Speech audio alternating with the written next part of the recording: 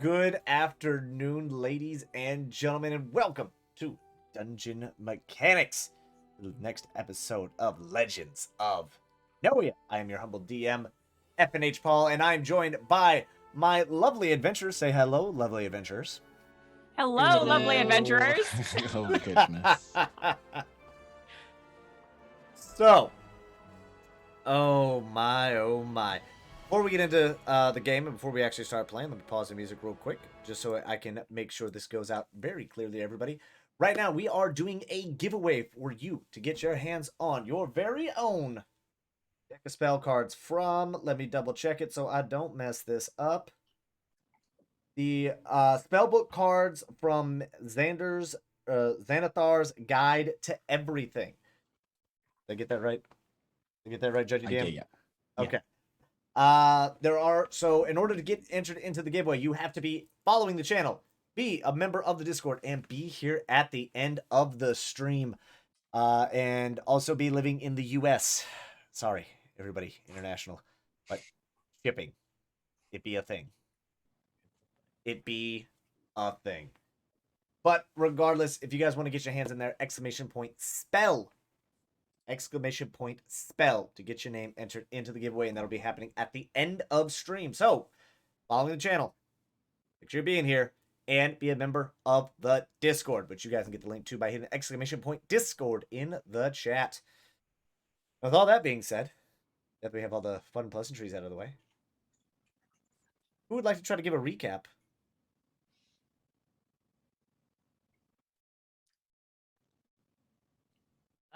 Once, twice, thrice? I'll give it a go. All right, thank you very much. Let's go. I believe we started somewhere at the church where Jinvia and Nissa were inspecting the bodies to try to determine whether or not they were attacked by animals or people. They concluded that it was unlikely that animals had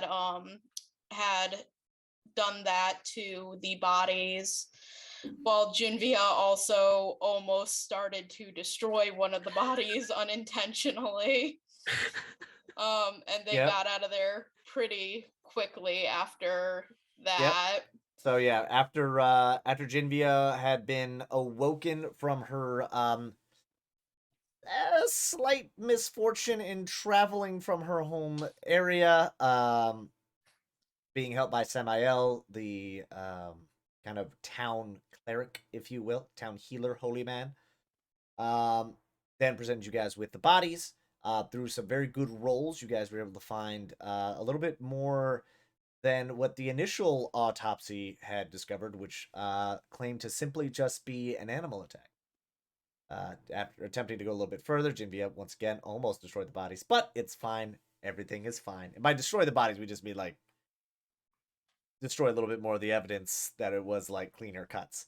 But I digress. So yeah.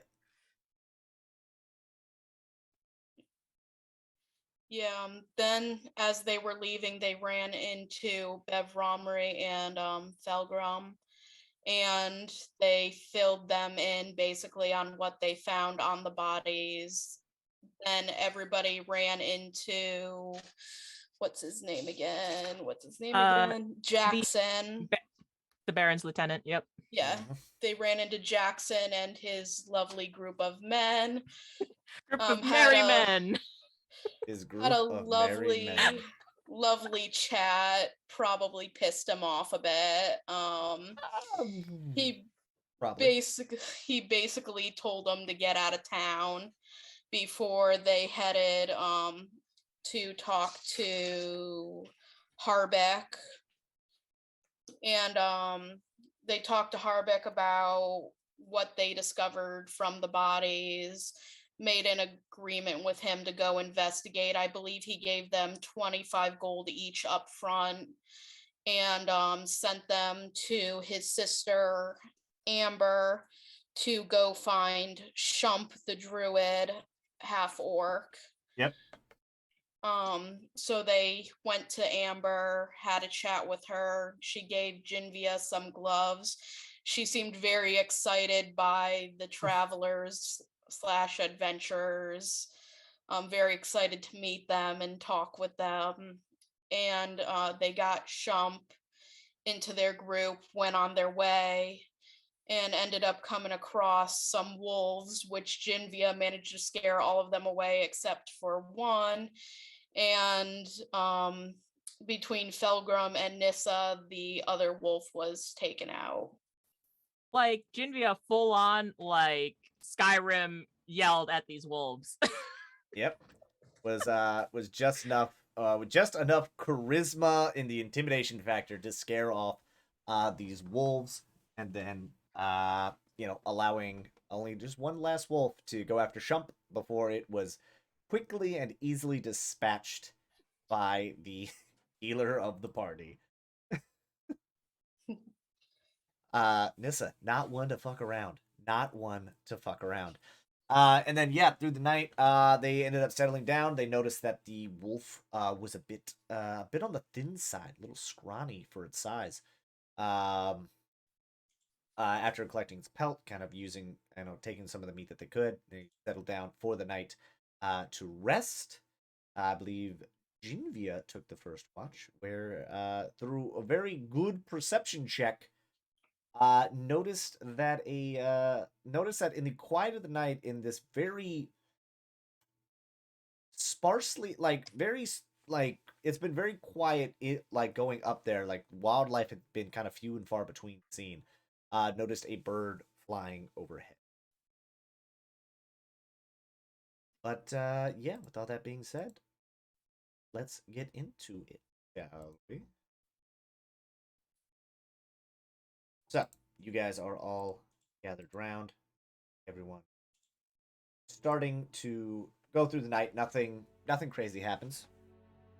I can say that with full confidence. Nothing crazy happens overnight. So as the morning sun starts to rise up, what are you guys doing?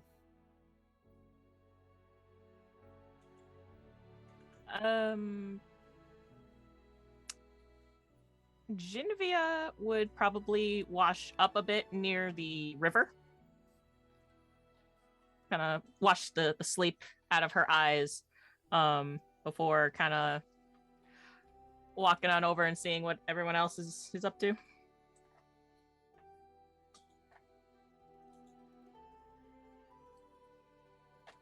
Program's still just dozing. He's just Not about hard that early sleep. morning. Not Yeah. about that Yeah. early morning life. He's like, yeah, that's adorable. I'm not doing that. Nissa's probably just waking up, doing some stretching, and rubbing the sleep from her eyes. And what is Bev up to this morning? He's with Torque, just I guess going through the motions of waking up early and having him scout around, stretch out his wings, report back anything weird. Okay. You guys are all kind of going through your morning routine. Shump is kind of keeping to themselves for the most part. Just kind of almost in a meditative state, just kind of like, looks like they're almost talking to the grass in a weird way. But then again, they're a druid, so, who knows? Who knows what they really do? Druid craft's weird. Just a bunch of hippies everywhere you look. Jinvia will kind of walk up to Nissa. Good morning, Nissa. Did you sleep well? Good morning, Jinvia. I slept well. And Good you? to hear. Not bad, not bad. Ground was a little harder than I thought, but I slept all right.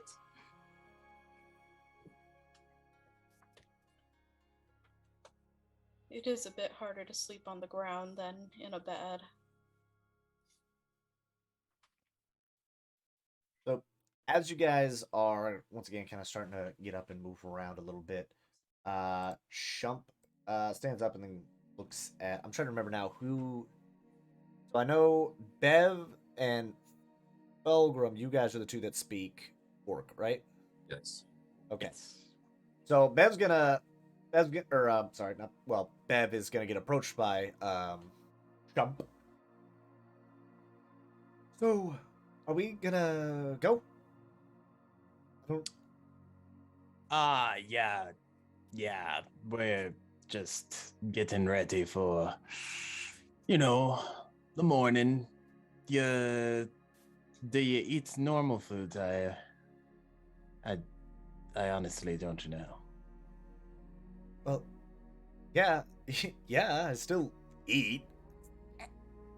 It's just, mostly just kind of this. And he pulls out, like, just some, like, dried jerky that it looks like he's been holding onto for you cannot tell what the hell animal it's from. It is just charred black. You're just like, okay. I'm just gonna leave that with you. What about him? And he points to Felgrim, who's still sleeping. Does he normally sleep this late? Honestly, I don't know. This is our first time actually all together in one spot. Oh, the way you guys walked in, I kind of assumed you guys were already like a thing. Yeah, we do have that kind of presence.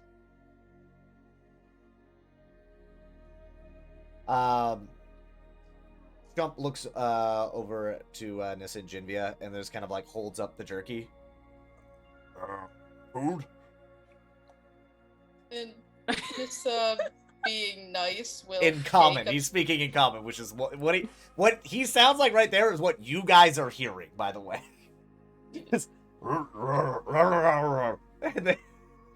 And Bev doing a similar thing, just at a slightly higher pitch. But being nice, Jinvia's gonna take the jerky. And she's going Yes, to I will try take the to eat jerky. it.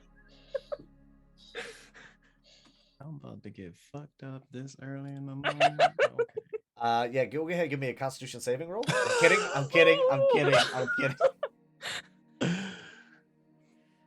Shump kind of looks pleased, like, hey, good, you guys like it, and then sits down and kind of starts feeling around his bag, just trying to make sure everything's kind of squared away and good to go. Right, Shump. So we need to head to the site 4, I believe. Number 4, the mill. Yeah. Yes. Okay. Well, do you reckon how long it'll take us to get there from here? Probably about a half day, little Half over. day, okay. Yeah, but not too long. It's a bit of a walk, but like if we make good time, we should be fine. Oh, that's good. I mean, yeah, that shouldn't be too much trouble.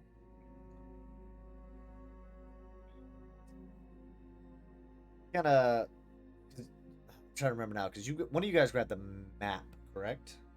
We're gonna have like a rough idea of where they were going to, or I can't remember now if you guys actually pointed that out or not. I think the map was given to Bev. Do I have a map?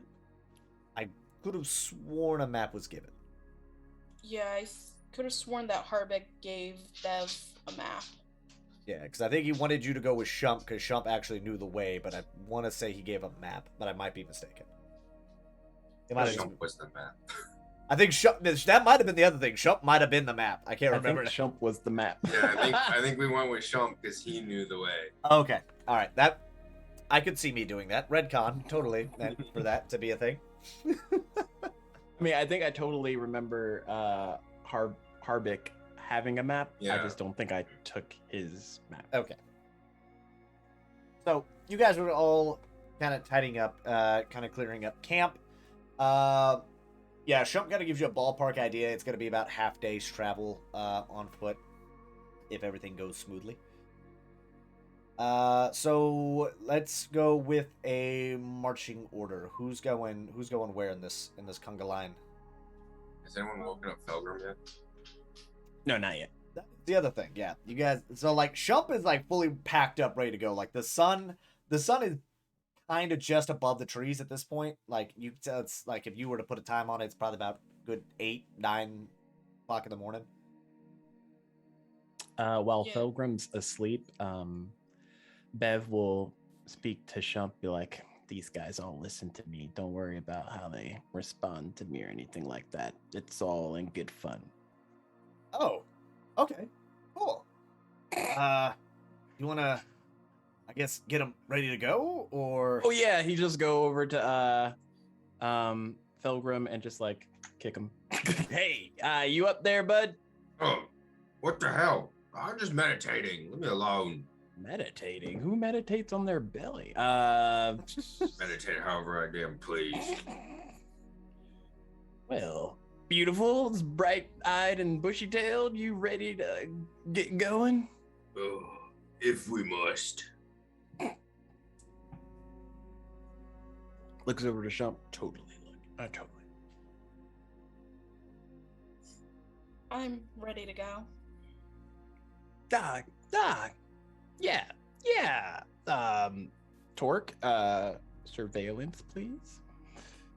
Torque just kind of looks at you, and then kind of leaps up into the air. I thought he was just gonna like sit there and be like. Torque's in a good mood. Okay. Sweet. That's always good. What? Sorry, I have a dog who is very needy right now. Lay down. Lay down and then pop right back up. Right, so Pilgrim's up, we're gonna say Jinvia's packed up, ready to go. Okay. But as far as marching order, Bev would probably, again, taking Shump's directional lead, would go in that direction and kind of scout out. I think Oh. that Nissa would be somewhere in the middle. Can you guys move your characters around right now? Yes. Yeah. Okay, just making sure. All right, so you guys line up in the marching order. We'll just have Jimmy fill in there in the middle, and then Torque is just gonna be kind of out flying around. Now that I got everybody's proper icons in. All right, so you guys are rolling. So, Bev, give me a give me a perception check. Okay. Let's see. Perceptions +8. Oh gosh, getting it. 24. Did 24? Yes, sir. Good roll. Okay, so you guys are walking down. Everything seems fine. You guys are making good headway. It's about midday when Torque comes dive bombing back down towards you. Torque has kind of been up and like a little bit in front of you, still like within eyesight, but like a good kind of ways up. But Torque just comes back to you and just like kind of freaking out a little bit, just Easy there, guy. What you see, bud? as you get up there, view the other image that I thought I had ready to go and did not. I'm making a bad habit of this. You guys see, as you guys wander up,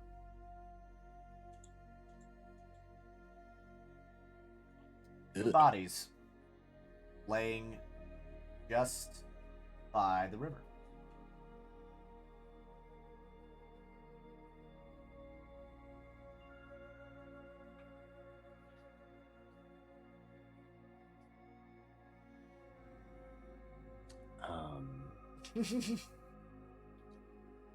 Based with the 24, I'm gonna say they look, based on what they are wearing, these two bodies look pretty fresh, and they also look like some of the guards that you had seen in town.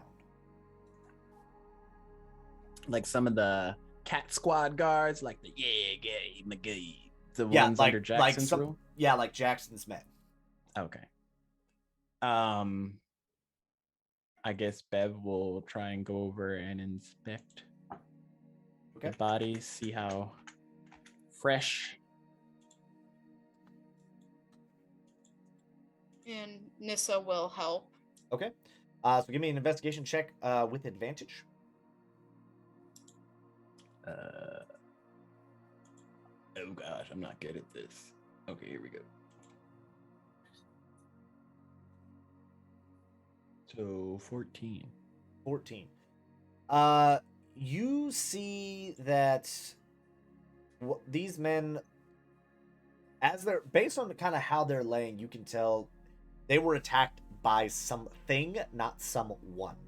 Both of them had their weapons drawn. One of them, their sword lays about a good 5-6 feet from them, kind of more like up here. Makes it almost look like the body was moved after the sword was dropped, or that he had dropped it and kind of tried to move away. Both bodies have defensive wounds on the arms. And then there is some... Well, they're missing... It looks like they're missing some things from their insides. Do they look relatively fresh? They look about a... With a 14, you're not... you can't place like how old exactly they've been here, but just based on your general knowledge, you would know, like, based on the information of when they would have been sent up, which you guys knew from the town. Jackson had sent the men up probably about 2 days before you guys got into town. They look about it. So you know they've been dead for longer than a day. So based on that knowledge, you're thinking they've been dead for about 1 to 2 days, maybe. You also notice that they look a little like sickly pale.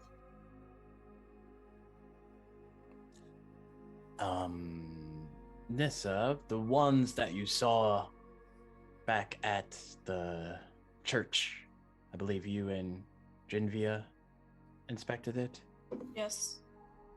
Do these look familiar as far as similar death wounds, or? They look different. These look more like possible animal than by someone. Right. Also, the Lord, just for your say so, or for Nissa's say so, or knowledge, the bodies that were found did not have that same look about them, like the purple lips and the pale skin. Also, the ones in the church didn't have the pale skin that these ones do. Right. Bev will kind of like stand back up and lean away a little bit. Guess we should be on guard. I don't think wolves... I mean, wolves might have got to their innards, but...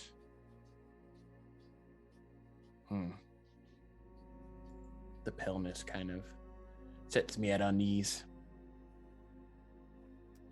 How about you, Pilgrim? You've seen anything like this? Pilgrim, have seen anything like this? Give me a history check. Actually, give me history or... Actually, yeah, just give me a history. 10. 10.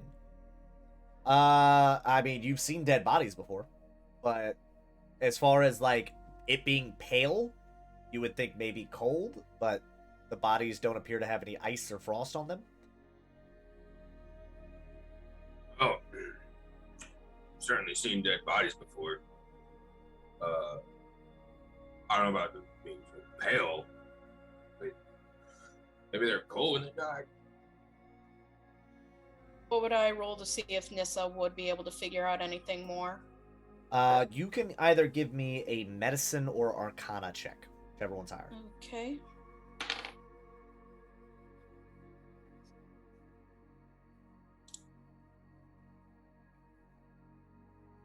A 24.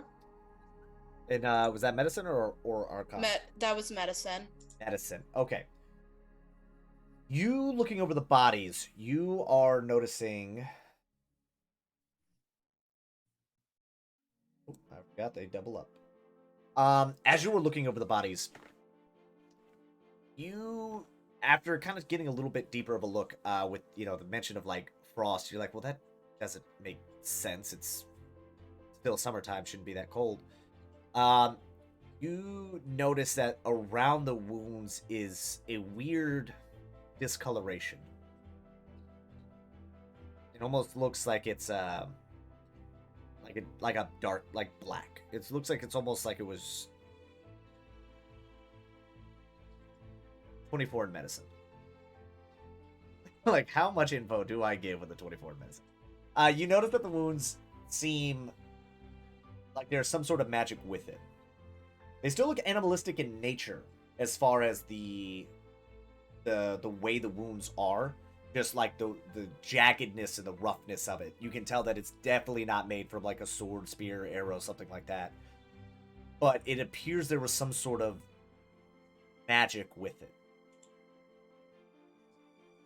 Whatever did this was definitely animal, but there may have been some magic involved as well. Jinvia, there was 2 bodies found on your walk up.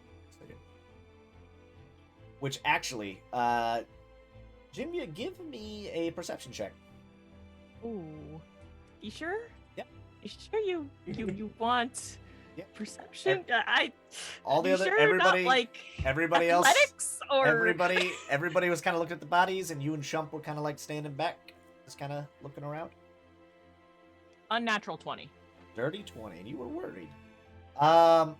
Jinvia, you, as you are standing there, kind of like surveying the area, you hear a rustling in the trees. Coming from kind of up in this region. I'm sorry, where? Up here? I think. Oh.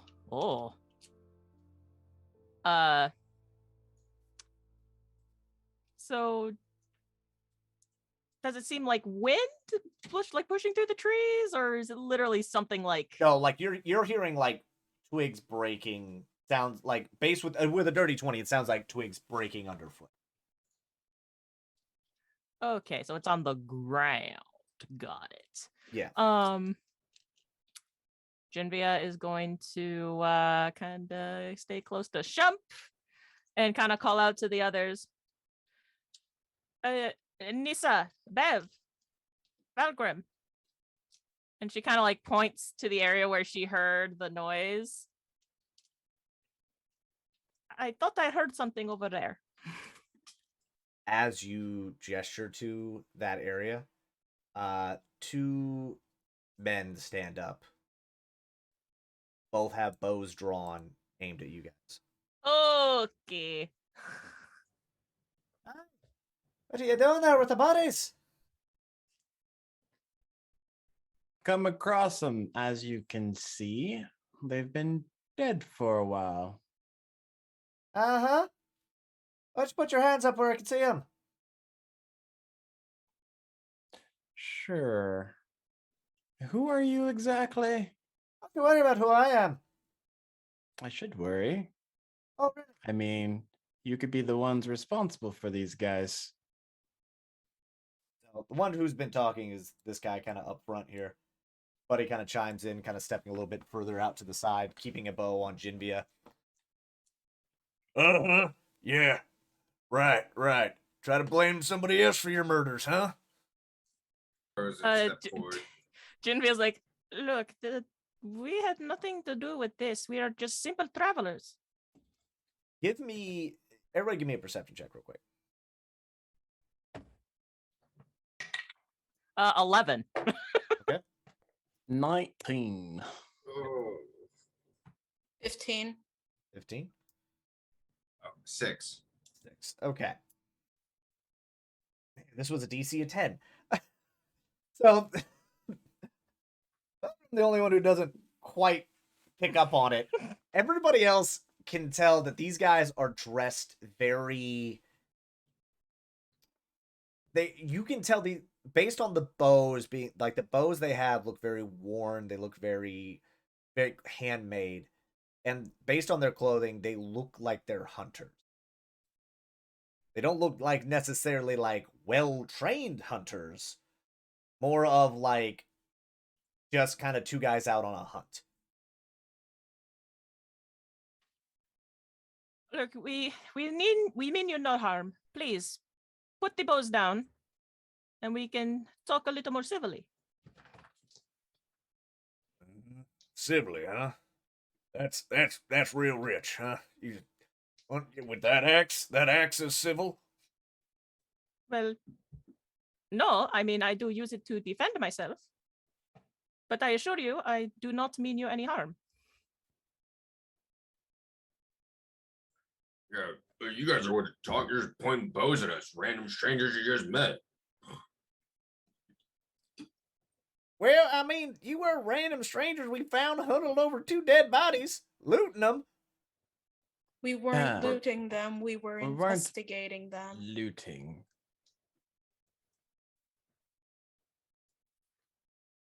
Give me a persuasion check. All of us? No, just Bev and Nissa. Because from their perspective, what they saw were two people huddled over bodies, like inspecting them. Looks an awful lot like in looking at wounds and looting a corpse. Kind of have a similar look from a distance. 18. 15 again. Okay. The kind of heavier set guy, the one who's kind of had a bow pointed at Nissa, kind of stops and he kind of looks over his shoulder at his buddy. I mean, really, they don't look like killers. Would you shut up, Clive? I'm just saying. Clive, who you now know, the heavier set gentleman, lowers his bow. And Billy, now being like the only one with the bow out, kind of lowers it as well. Well, if you were looking at it, what killed it? We're not sure, but it looks to be animal in nature, possibly something with magic. Uh-huh. Does that fit the description of anything that could be in these woods? Well, I mean, there was the stories of the Chupacabras. The Chuwatsa hits it? Clive audibly just like rubs his forehead. Don't listen to that. He bought a book from some sketchy salesman that had a bunch of monsters, and he claims that there was one in the woods. You paid 3 gold for the book. I'm telling Billy, very annoyed by this. I'm telling you, it's out there, and when we find it, we're gonna be rich. It's called an investment, Clive. They're makeshift monster hunters. Right. They're up and comers, if you will. You two are looking for this creature then? Well, I'm looking for a meal. He's looking for things that don't exist. I don't think Genvia would know what a Chupacabra is.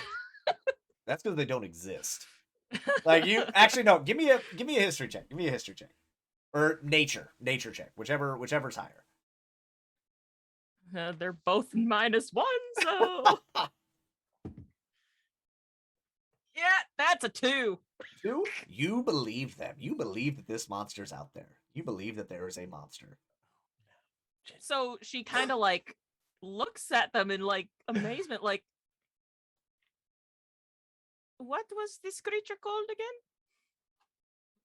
His eyes light up as he like full on like stows the bow, pulls this like book out that is very much like it.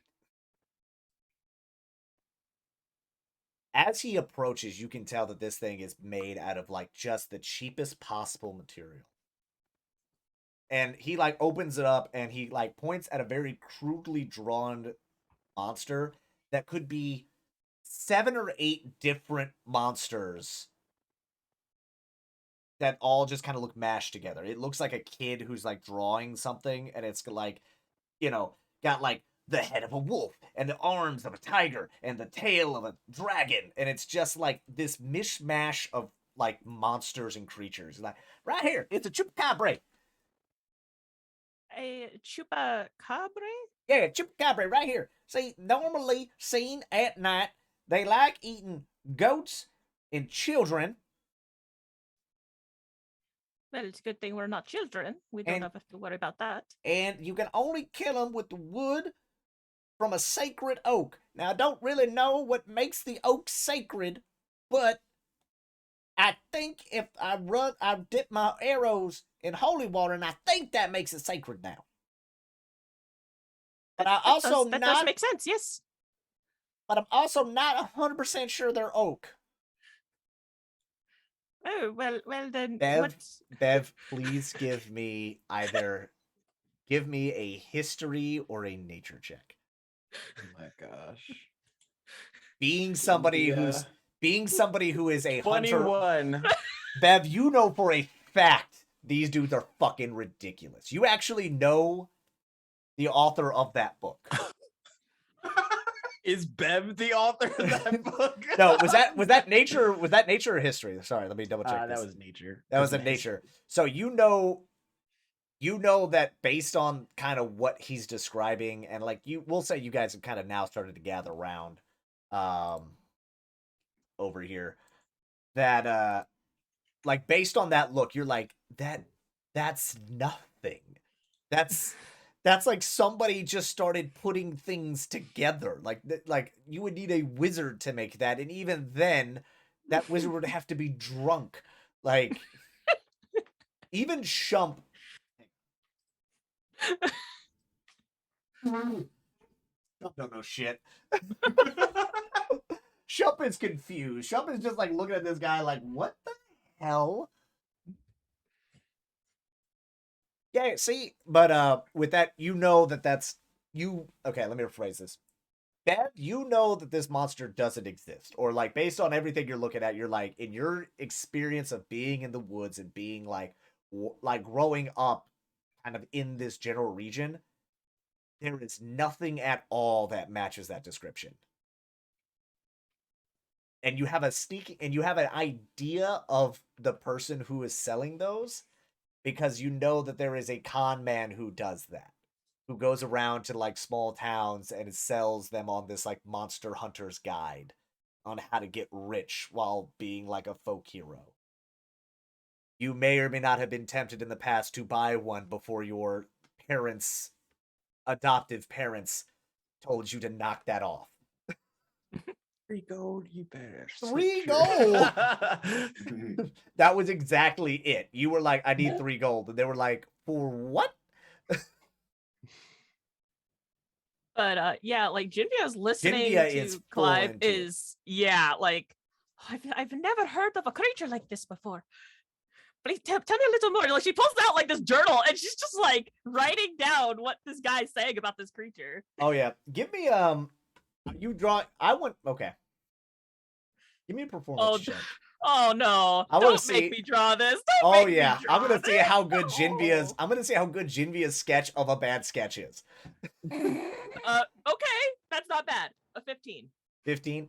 You copy it down verbatim. Like you kind of go off of like the sketch itself looks very like purposefully vague, with the descriptions being like it has something like this. It has something like this, which are very like things that you could be mistakenly see in the dark, almost like this guy knew exactly what he was doing. And so he's, you're drawing it, and your drawing looks better than his. Yeah, that actually looks actually really good. Yeah, me and Clive are out here. We're kind of looking. We only been out here for a couple days. We've been out here for 2 weeks. I mean, tomato, potato, it's fine. Same thing, right? But I don't know. Recently, we haven't been seeing a whole lot of people around. Well, what have you been seeing then? Have you seen anything? I mean, nothing outside of nothing too crazy. I mean, we've seen caught a couple rabbits, a couple packs of wolves and coyotes, but nothing too wild. We did the other night. I thought I heard the Chupacabra. Really? Yeah. So Clive was fast asleep as he is. No, I wasn't. Yes, you were. That's why you didn't hear it. And so I got up to investigate, and I peeked out over a log, and I heard something wrestling around the grass. But then when it popped up, it was far too small to be the Chupacabra. It was about like 2, maybe 3 feet tall, and kind of looked like a dragon. Scared the bejesus out of me. It just kind of shrieked at me, and I just kind of ran. I mean, I tactfully retreated to get Clive so we could hunt it. Anybody want to roll if somebody wants to roll an inside check on that, you can. Oh no, I'm gonna just use my passive on that one, dog. If your passive is higher than 6, you know he's full of shit. Yeah, I got a 16 for insight. Yeah. Oh gosh, Jinvia, why? Jinvia starting to like now. Well, Jimmy and Nessa you both look at him like, tactfully, you went back to get your friend. Sure. You smell the cowardice. It smells like urine.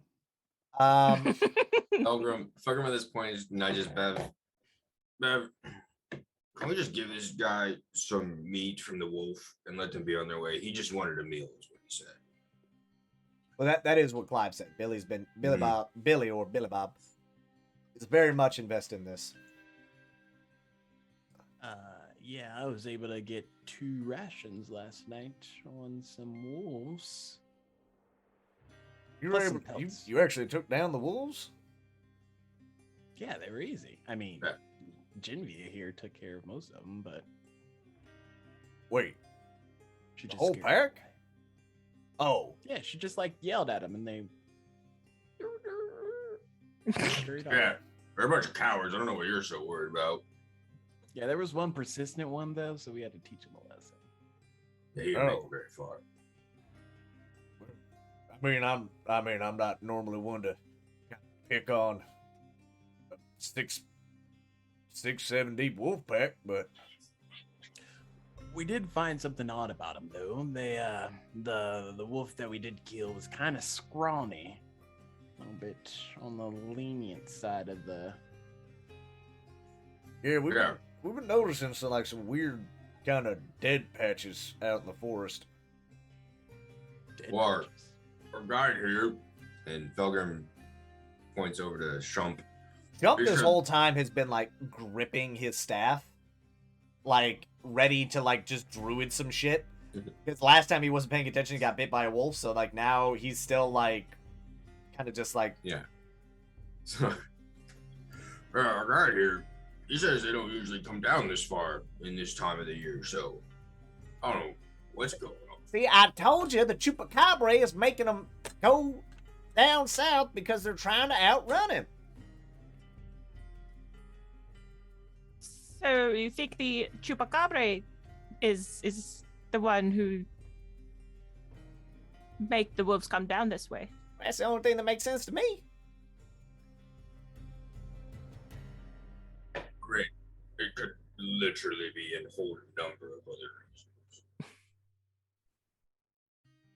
Billy Bob pays you no mind. He's like, nah. He's like, that negativity? He's like, nah, I don't need that. Clive is just kind of like, well, I mean, yeah, there could be a handful of different things. Like, I don't know. The animals have been moving around weird. And like I said, weird little patches out here that have just kind of been there'll be just like a little, like 3 or 4 like dead trees just sitting by themselves. Dead grass. But I don't know, I assumed there was some magic user out wandering around doing some, I don't know, some necromancer nonsense. that common from around here? Not really. I mean, if you get some people heading up from the capital, they kind of come out here where they think they're by themselves, and they every now and again you'll get somebody coming out here trying to do something that's a bit above their pay grade, end up hurting themselves. We had one guy who messed up a polymorph. He was half bird, half person, but it was like the bird half was on top. Kind of funny. I mean, it was absolutely terrifying because his eyes were human and he had like a human mouth, but like had a bird head aside from that. It literally gave me nightmares. But I mean, it was kind of funny in retrospect. Just seeing him run around because he couldn't real fly, almost like a chicken, like person legs.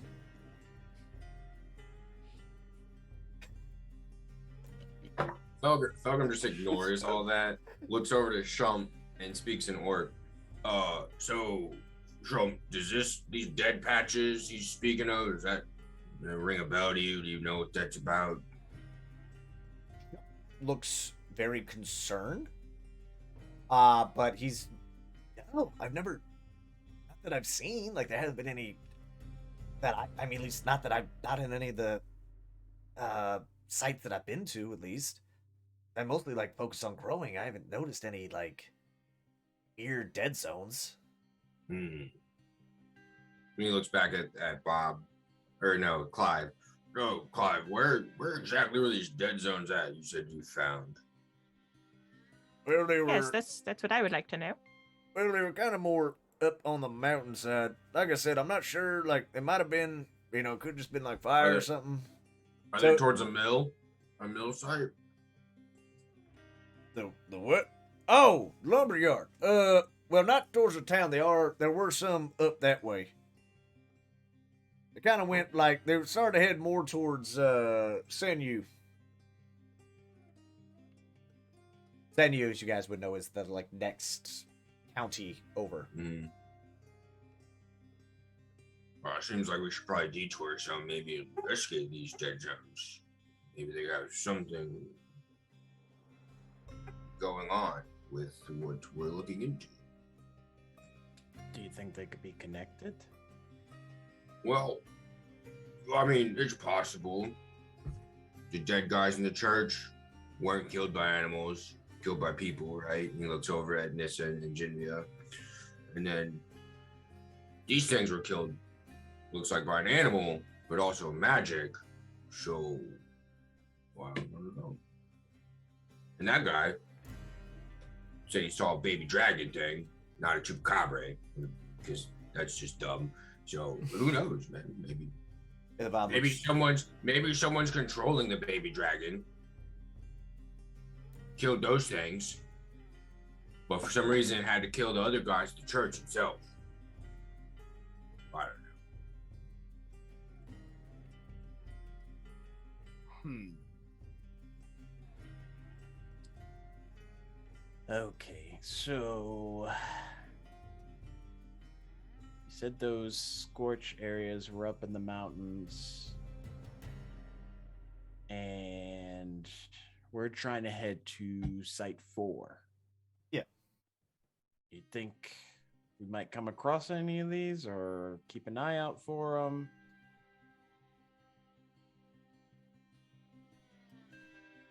Based on their descriptions of where they are, where you guys are headed, they're kind of a ways out. So, like, they're talking about like their patches they were seeing were kind of more up around like the border. You guys are pretty far south. These guys have been traveling like around for a while. But I mean, the last dead zone we saw was like, I don't know, 3 days ago. More up north. I can say we were kind of following the Chupacabra. Yep, that's what we were doing. Perhaps this is something we look into after we take care of the whole mill business. Yeah, that's what I'm thinking as well. Good debate. All right. Clive kind of looks around and kind of catches the hint. Well, I mean, do you know the bodies? Like, who they are? They look like they're the guard from the town back yonder, or at least Down back yonder. The Baron's men. Oh, oh shit! The Red Baron's got men out here. Yeah. Yes, you were not aware?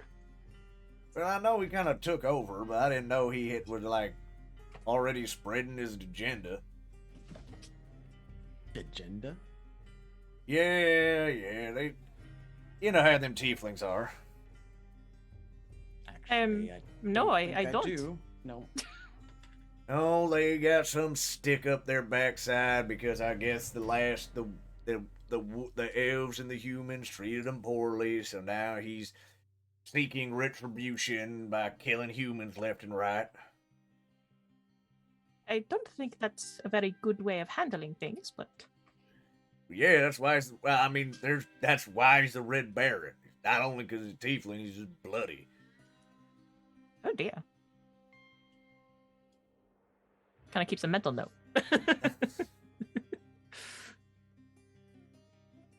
But I mean, I get. God, who's the? Wait, he's not here, is he? Who? The Baron. He's not actually. Yeah, the Red Baron's not actually like in Oak Creek, right? No. Oh, thank the gods. All right. Wait, so which one of his men? He's got what? Just guards out there, like. There was a captain named Jackson. Oh, Jackson. Oh, that son of a bitch. How the hell is he still alive? Oh, for sure the Baron would kill him first. Your guess is as good as mine, my friend. Oh, well, shit. If there's some of Jackson's boys, I guess we should head on down there and let them know. Yeah.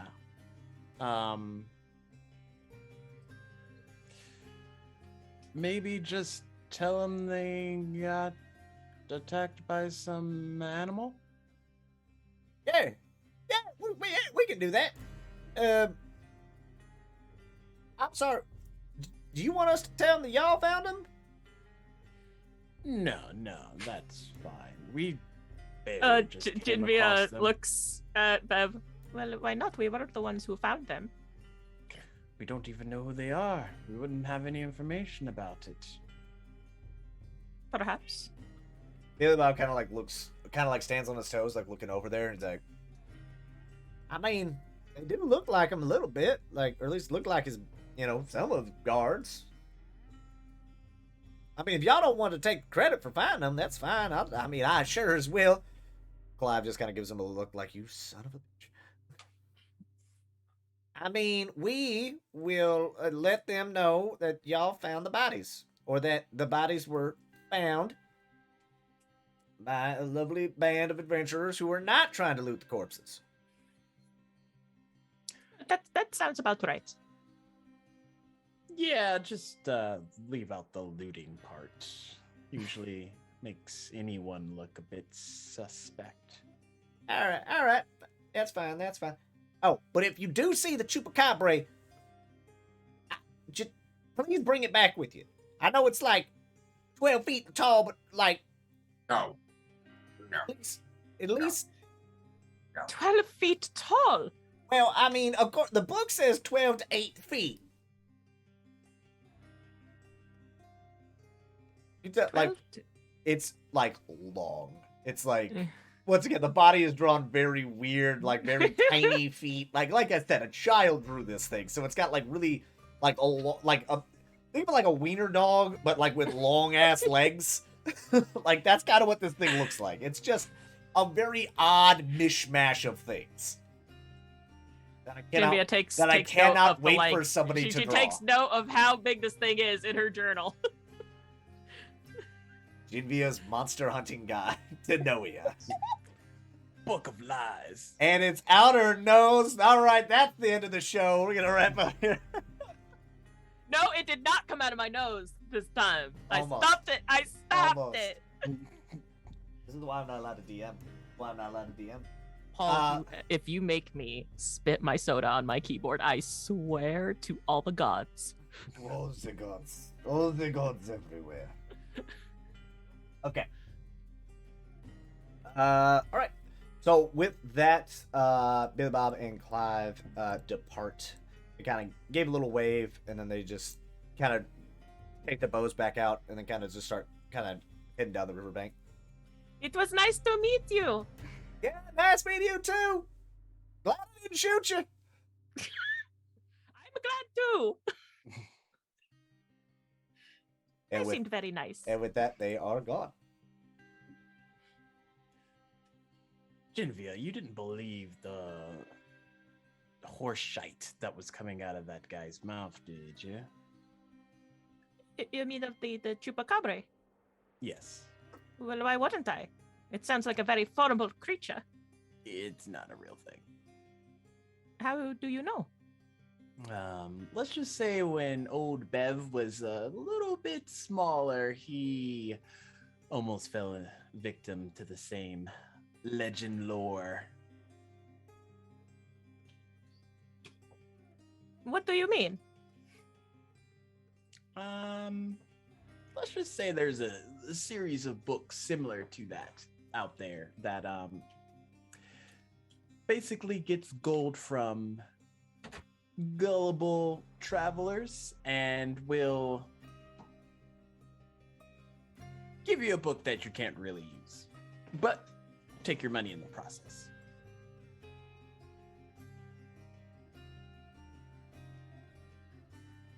Goodness. On that note, we are going to continue on as we head on.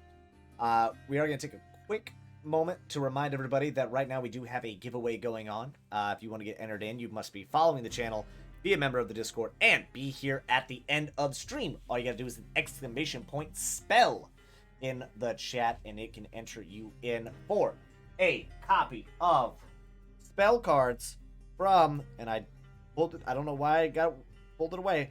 Spell cards from Xanthar's Guide to Everything. Must be in the US to receive the gift, and you must be here at the end of stream. So you guys are going to start the marching order back up, but we are going to take a quick 5-minute break. So ladies and gentlemen, don't go nowhere because, well, we got a lot more D&D to go.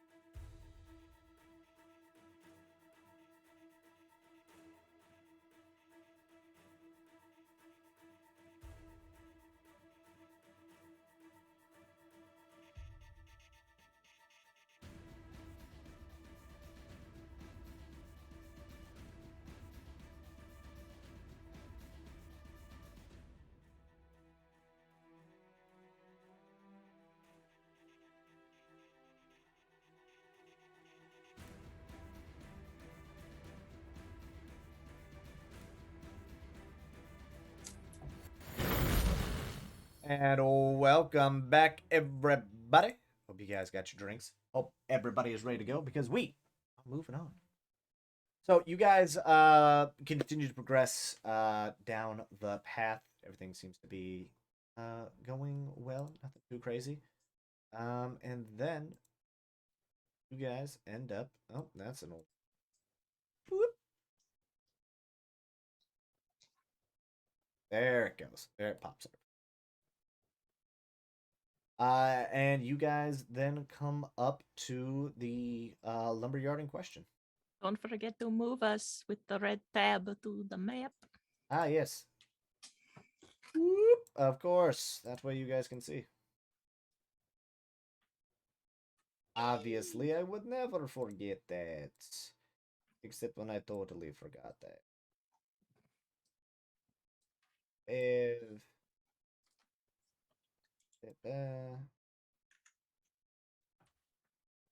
And then... Jump. Alright. So as you guys start getting closer to the camp, you guys... the sun's starting to kind of come down a little bit. Starting to kind of hit about late evening, if you will. Sun's kind of starting to tiptoe the horizon. And yeah, what do you guys want to do? I guess Jinvia's gonna go walk into the camp and kind of like start kind of looking around. Before you actually get to the bridge, can I get perception checks from it? No. No, you cannot. Actually, yes, you can. A 23. 14. Would be an 8. 17. 17. Jinvia is on a mission. Jinvia, you kind of, as Shump kind of like gets off the trail a little bit, and he's kind of like standing and looking around, you eye on the camp, and you notice that there is a lot of movement for a camp that's supposed to be abandoned, or that was suspected to be abandoned. You're seeing some fires being lit, one predominantly in the center of the camp. I'm trying to frame as best I can. But you're noticing like a fire being lit, and you're hearing a lot of movement. Just based on that, you're hearing a little bit of shouting here and there. But yeah, you definitely know there's people there. Jinvia's kind of like gonna hold her arm out to kind of like block Nissa from going any further. Hold on. Something's not right. They said that this camp was supposed to be abandoned.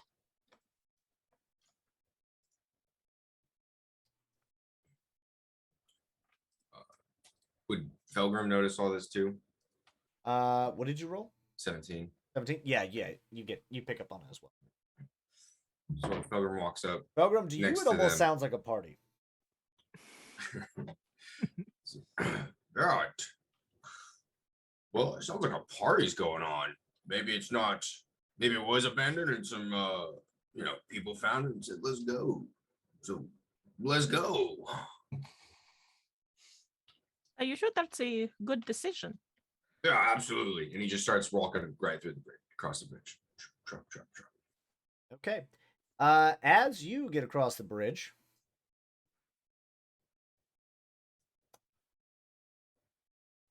all right. Guess Jinvia is gonna follow after him. So we're gonna pause right there. As you are coming across, you notice that there are, in fact, people here. Are they friendly? Notice a few guys kind of sitting around. A couple guys just kind of sitting around the fire. And then you notice that there are 3 shacks, or 4 shacks technically. So you have this log pile right here that you can see. And then you have what looks to be kind of like a tool shed here. And then 2, almost looks like cabins. and then this looks like a little office, which you would imagine would be the like where the what's the word I want? Guy in charge. Foreman? Foreman. Thank you very much. I had trouble remembering that word last time too.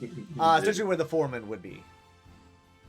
And then as you sit out there, there's 3 guys, kind of scarcely dressed, but they are, well, they don't exactly look like workers. What do they look like, DM? Well, they kind of look like, well, they got swords on their hips, and they kind of just look like, well, some general riffraff. Oh, fun. And along with that, you see back by the, especially now walking in there, you see a bunch of little kobolds. Oh. Genvia immediately is going to grab Falgrim and hide behind the woodpile before they get spotted. You do notice. So we're gonna put that guy there. Then where was my other guy? Where did you go?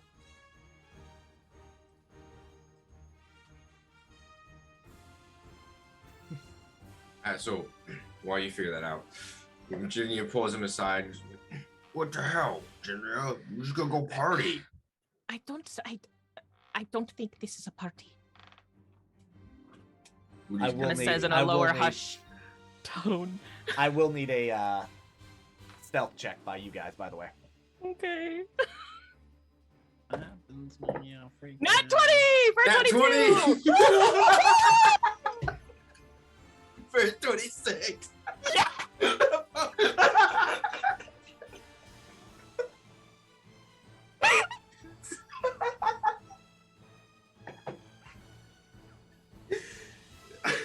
Okay, so as you two are stumbling across in pure video game fashion the cones of vision of these guys, you grab and just yoink right behind the woodpile without alerting any of the guards who are just kind of like sitting around and kind of drinking and BSing. Beth and Nissa, you guys both also see this. Jinvia's gonna like turn to Nissa and Bev and just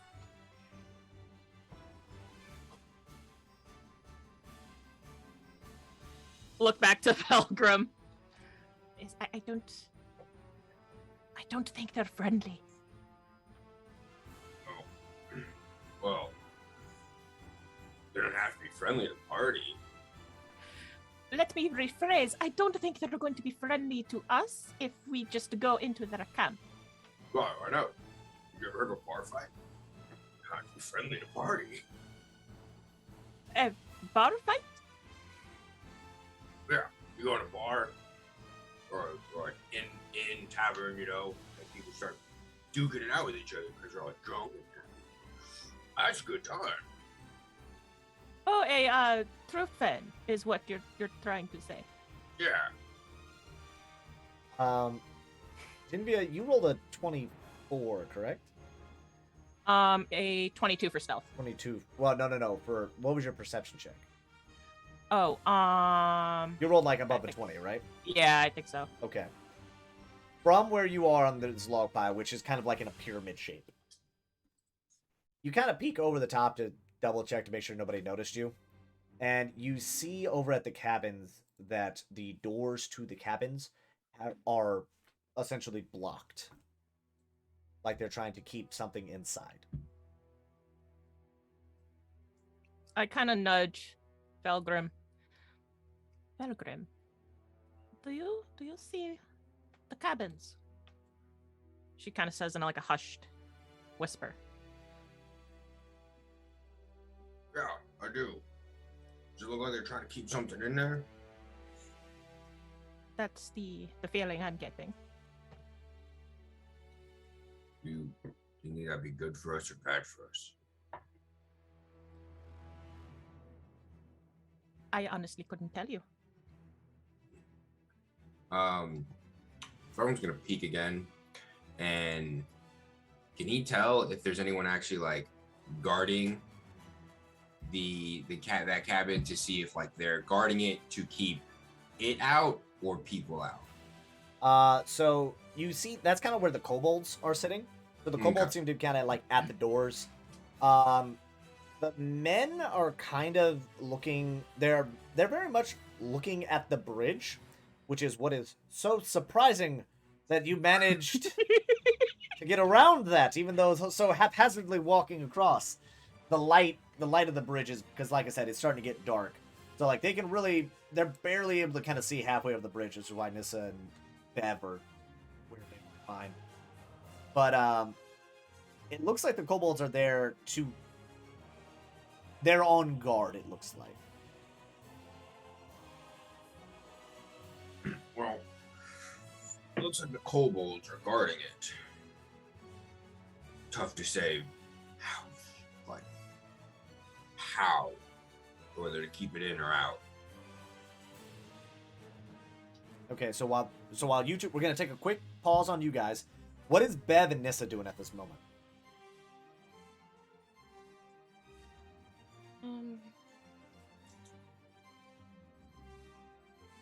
I don't think might be wise for us to go in just yet. Then what should we do? We can't leave Jinvia and Felgrim over there alone. Might can send Torque to scout, but from the looks of it, it's not a happy camp. Then it might alert them to us if you sent him in.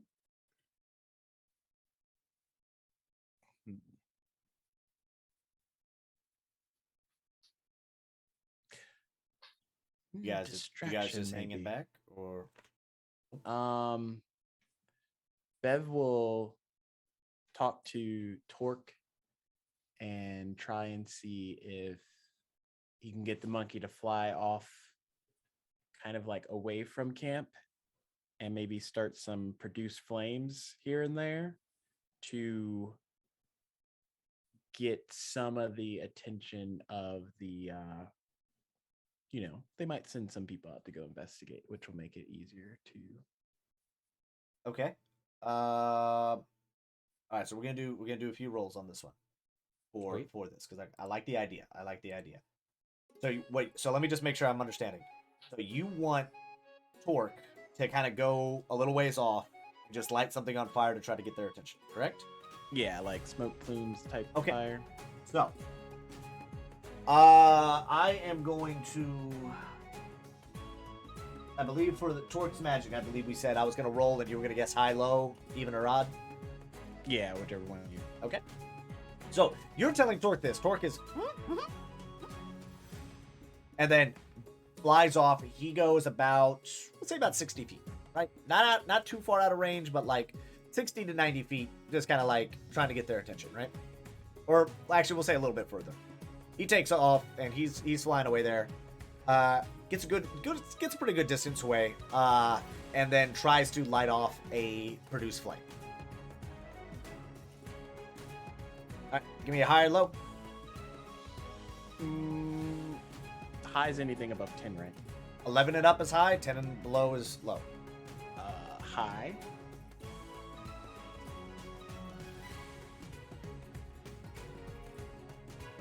So you send Torque off, and you wait. And you wait. And you wait. Any second now. Jinvia, Elgin, what are you guys doing? You guys kind of see Torque take off, and then you're just kind of like, okay, weird. I wonder where Bev's monkey is going.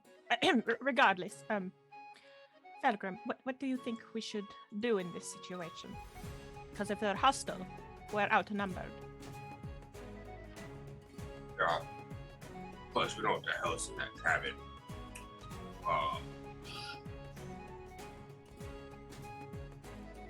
speak to me.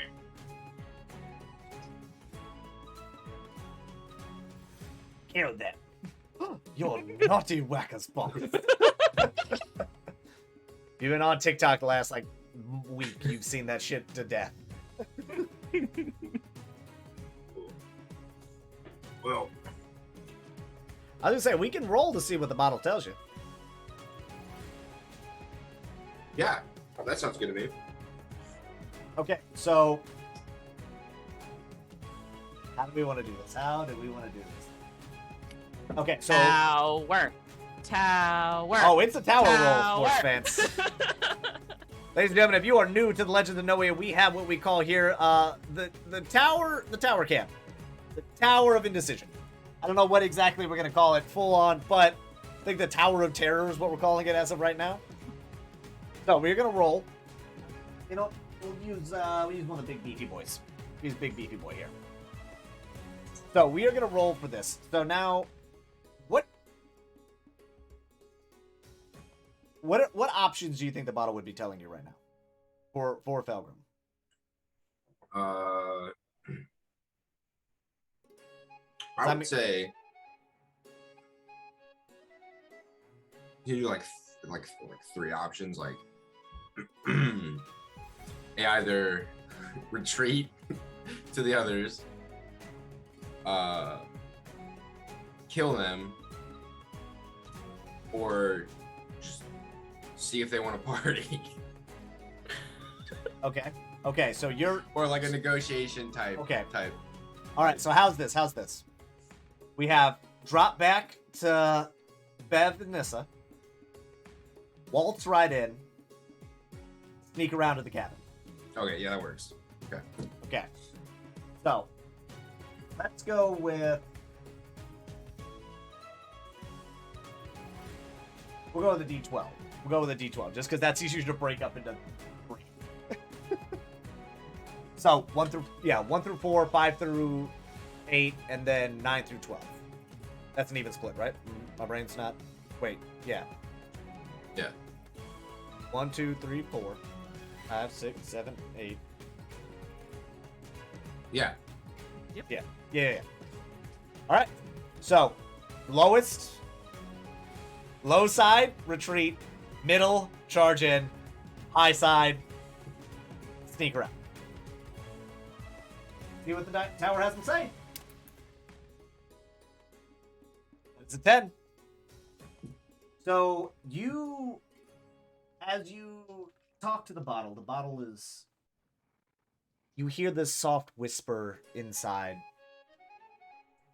where it's just this wispy voice of this songstress that you've kind of come to know inside the bottle, and it's giving you tones of caution. You get a feeling like it's not telling you to fall back fully, but more, yeah, like you're getting it's making you feel like, okay, we need to go quietly. This is no time for loud bombastics.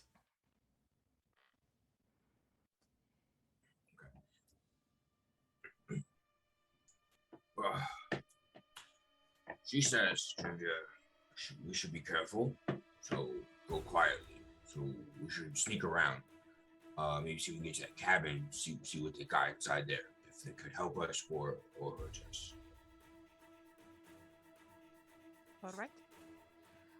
I will lead the way then.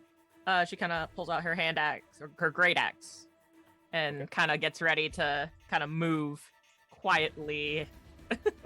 All right. So here's what we're gonna do. We're gonna do stealth checks, but we're gonna be like kind of in between, right? So you guys, we're gonna do. So where exactly are you guys trying to go? First, we'll probably try to hide behind this tool shed. Okay, behind the shed. So we're gonna do. So where are you ultimately trying to go? Are you trying to go to this one, or are you trying to go both? Probably try to get to both, but more try to probably get to this one first because Okay. it's closer. Before you guys do that, yes,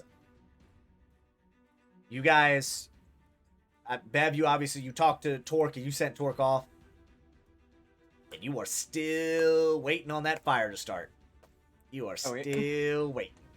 I trust my monkey. He's got it under wraps. He's waiting for, like, theatrical flair. Just, oh, they're more surrounded than we thought. Oh.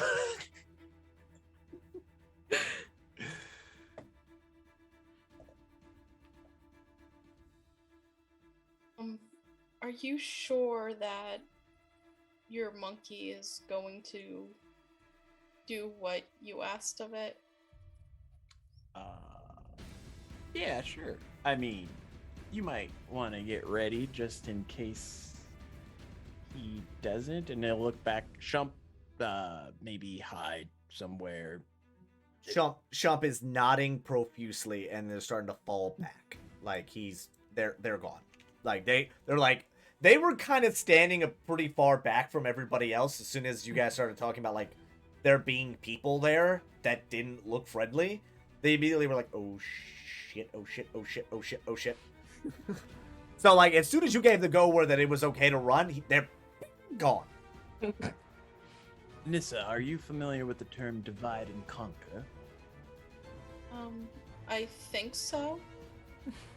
Basically, your attention can only be on one thing. So maybe if I go into this camp, see what they're all about, it'll give our friends here an opening in case things go the opposite direction. Shall I back you up then? Yeah, but just in a safe distance, you know. Don't want you getting hurt there, dear. All right. Okay. Are you going to try to alert Jinvia and Felgrim of what you guys are trying to do? Nah, you're just gonna go in the opposite direction. Okay, here's what I want. I need both of you to roll. Both of you give me a d20 roll. Actually, all four of you give me a d20.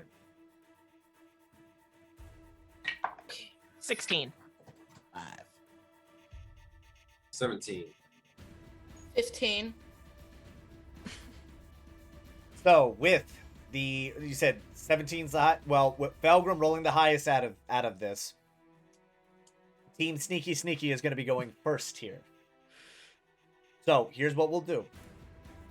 Oh, I love this. I love this. This could not have. I was not planning on this, but I love it so much. So here's what we'll do. You guys will do a stealth check. Your first stealth check, which will get you from the logs to the shed. After that, we will then switch back to Bev and Nissa as they saunter into the camp, I guess, based on the way Bev was talking. All right? And then we'll have them kind of try out their plan to see what's going on, and then we will progress from there. Cool? These dice are hot today. I got an 18 for stealth. Oh, I didn't tell you to roll yet. Damn it. I gotta reroll. Yes, you do. With disadvantage, I'm kidding. Okay. But it will be -5. I'm kidding. I'm teasing. I'm not doing that. That'd be rude. All right. So, what's up? I said I like being a rude DM. Well, I'm still in my nice phase until y'all like start clowning my encounters. That'll fade really quickly. Well, you clowned one encounter, but then again, it wasn't too hard. Now, if you clown another one, then there might be like, all right, okay, T-Rex. Oh no! You want a Chupacabra? How about a T-Rex? Dinosaur. All right. So, Divya, Felgrim, give me stealth check.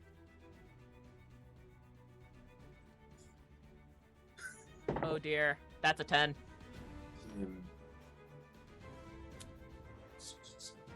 19. 19. Okay. So, perception is based off of wisdom, correct? Mm-hmm. Yeah. So, you are essentially trying to sneak past this kobold right here. The kobold has a -2 to wisdom. So, and you rolled a 10?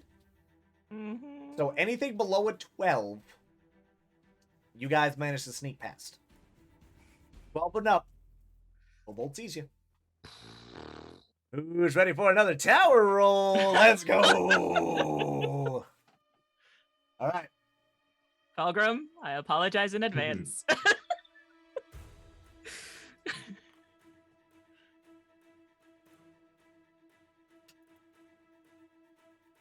Yep. That Yep. is a 17 for a total of 15. So, Jimmy, as you pull out your axe and you begin making your way around, you guys get about halfway before your axe kind of like clinks off a rock as you're trying to stay low, and the kobold just whips its head, sees you guys standing, sees you standing there. You have, actually, because it doesn't notice you, we'll say you. What do you do?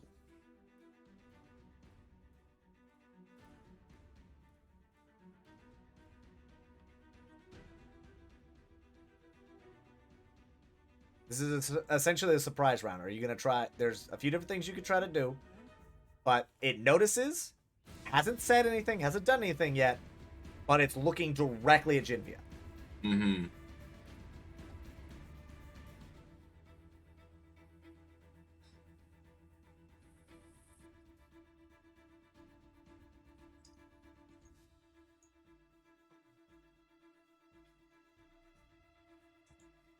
Okay.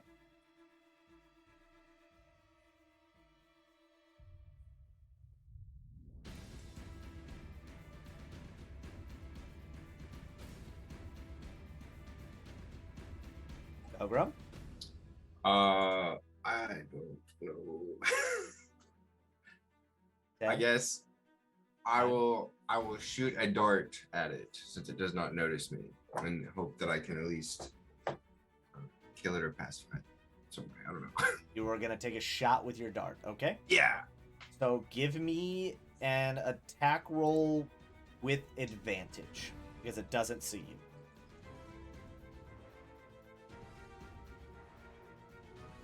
OCC 16 16? A 16 plus hits? 6. Oh, okay. Well, Oh, yeah. Sorry. My bad. Yeah, so 16 plus 6, yeah. 22, that hits. All right, roll me damage.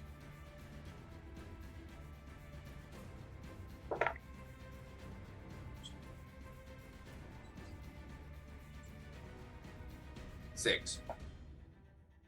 Math's hard. 6. 6 points of damage. Yeah. Okay.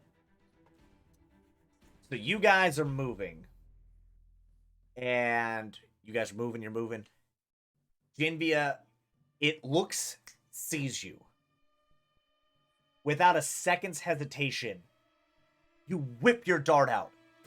And before it has a chance to say anything, you catch it in the throat. And it collapses.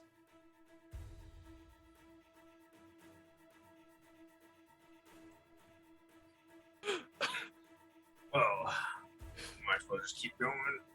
Hopefully Jimmy's they just don't moving. She's notice. keeping going. She's keeping on going. Wait, is the kobold body out? The kobold drops. We'll say, it's dropped. It drops right where it was, so it's dropping right here. Oh, hold on. I need to have that. Hold on. Where? Right here? Yeah. Oh shit. So you guys were what, here? Well, okay. What the? No. Okay. I don't wow, know where we were. You just bounced around really weird. Like you just shot over here to the middle of the group. I was like, I hope you weren't right there in the middle of the fire. So you guys were about halfway. So I ballpark you guys were probably about here when you caught it. Okay, so it's in sight of everyone else. Okay, Give me a sleight of hand check for whoever. Or do you essentially? Here are your options. You can either leave it lay, or you can try to grab it. I think Jimbia would want to kind of grab it so that way it doesn't grab the attention of Okay. everyone else. Give me a we'll say a sleight of hand. Then Felgrim would want to do that as well. Okay. So who's going for it, or are you both going for it? We'll both go for it. Sure. I need 2 stealth checks again. Then I need an athletics check after that. Okay, so stealth is an unnatural 20. Okay, dirty 20 for you. What you got for the stealth? Whatever 18 plus 6 is. 18 plus 6, so 24. Okay, all right. Now give me the athletics. That's a 12. 12 on athletics for you. That's a 5.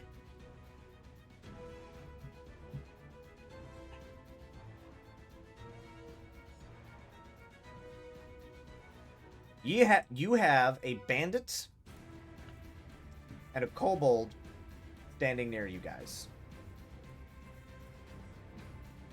We'll do one roll. Kobold, like we said, -2 to perception. The bandit, 0. Now, with the dirty 20, that means that they have to crit here in order to notice you.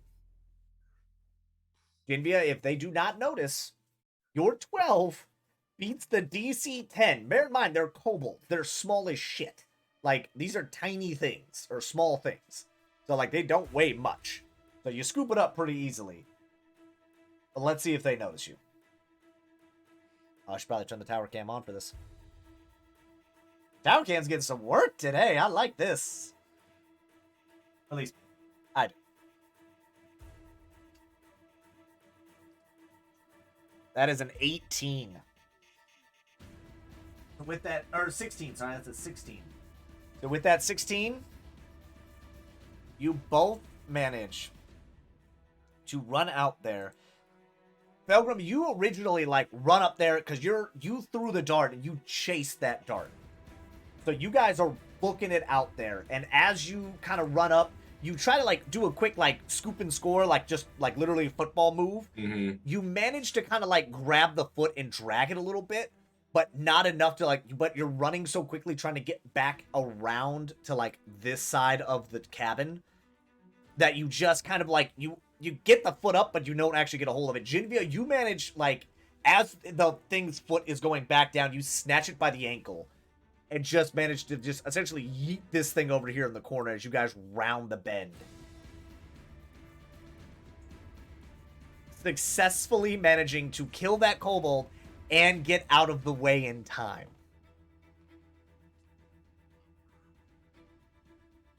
Shifting gears now. We now head on over to Bev and Nissa. As you guys, what are you doing? Nissa is following Bev's lead, not knowing what she's getting herself into.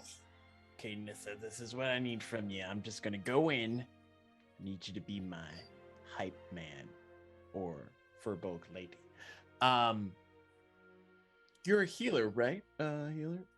Yes. Cause there like a range on how far you can heal.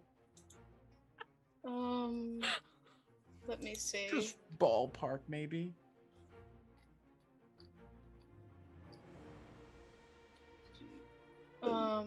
I think 60 feet. Ah, that's pretty good. I mean, you know, if you want, you can stay here. Just keep an eye on me. I'll go in, I'll talk. If I go down, you know, maybe send a little healing my way. But Right, are you sure about this? yeah, do you also have any distance spells or anything of that nature? I do. Oh, good. Good.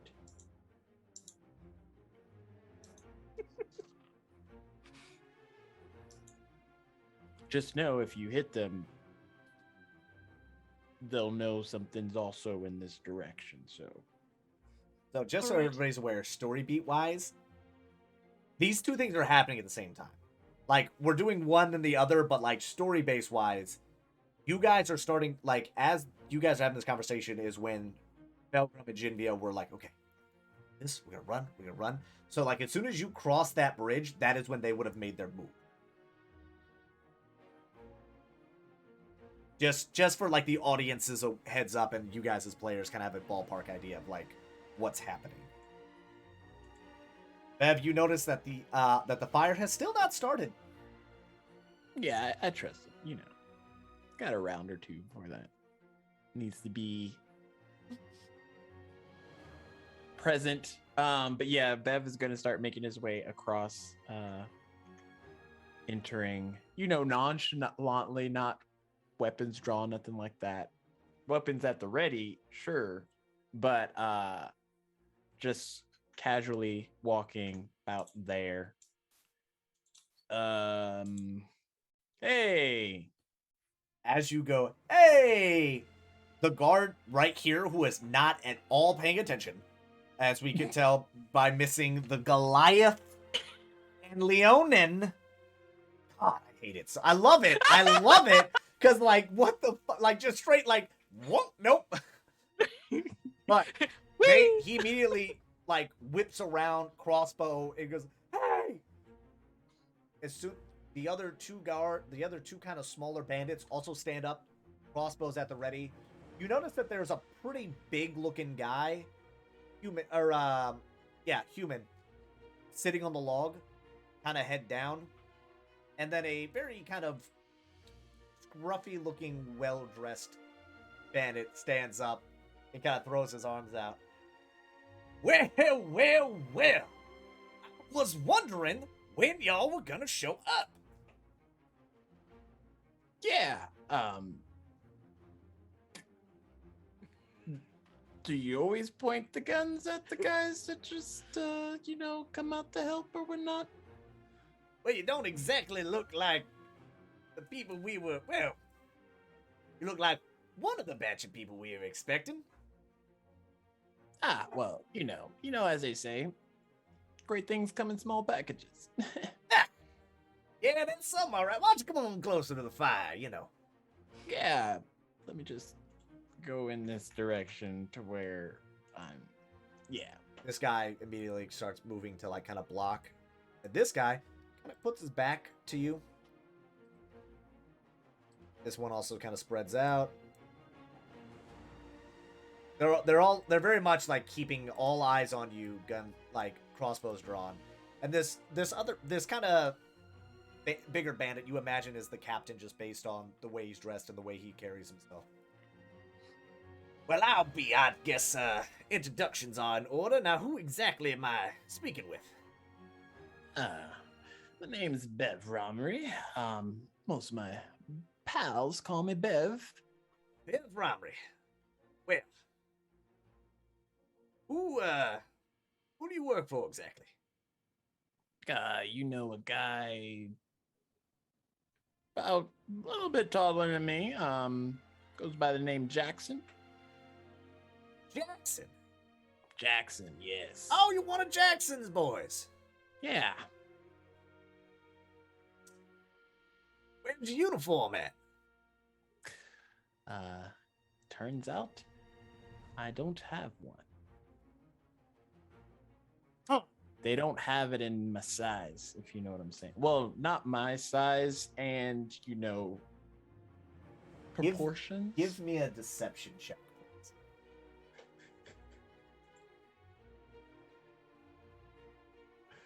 It's 5. Oh gosh. Give me a moment. I'm now blanking on what. Insight is intelligence or wisdom? Wisdom. Well, our bandit captain's not too wise. So you're looking for a 4 or less.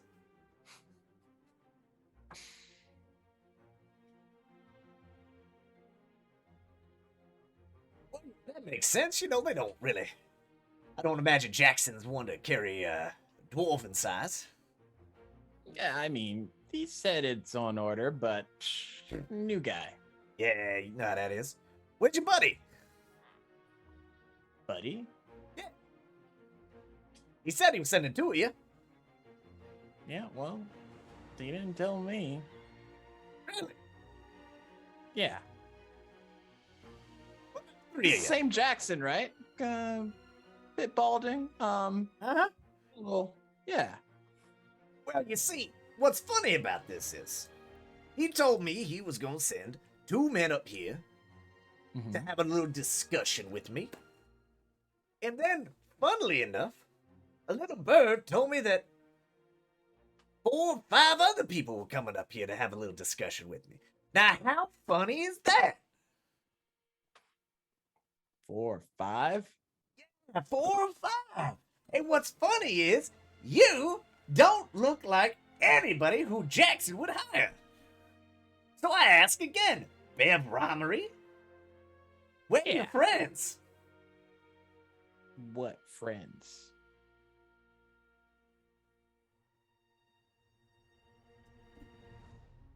Bev, if I may call you Bev. Sure, yeah. I know my gruff exterior may make me look the fool, but, well, even the Kobold could tell you're lying. We're gonna pause. Genvia, Pelgrim, you are now seeing him having that conversation out there. Are you still going to try to move? Now everybody's kind of attention is there, which is going to make this DC easier for you guys. No, Genvia's still gonna head towards the cabin. All right, you're still heading towards the cabin. Yeah.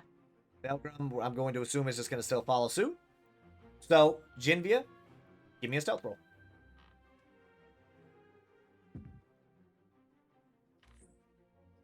18 plus 2, so that's a dirty 20. All right, you got a dirty 20. Pelgrim, we will have to pause for a brief moment. So, you guys are seeing this. How's that monkey doing? Still not seeing the fire. Is there like a periodic check I have to do for him, or? Oh no! Based on now, you have a sneaking suspicion that Torque did a dud. Oh.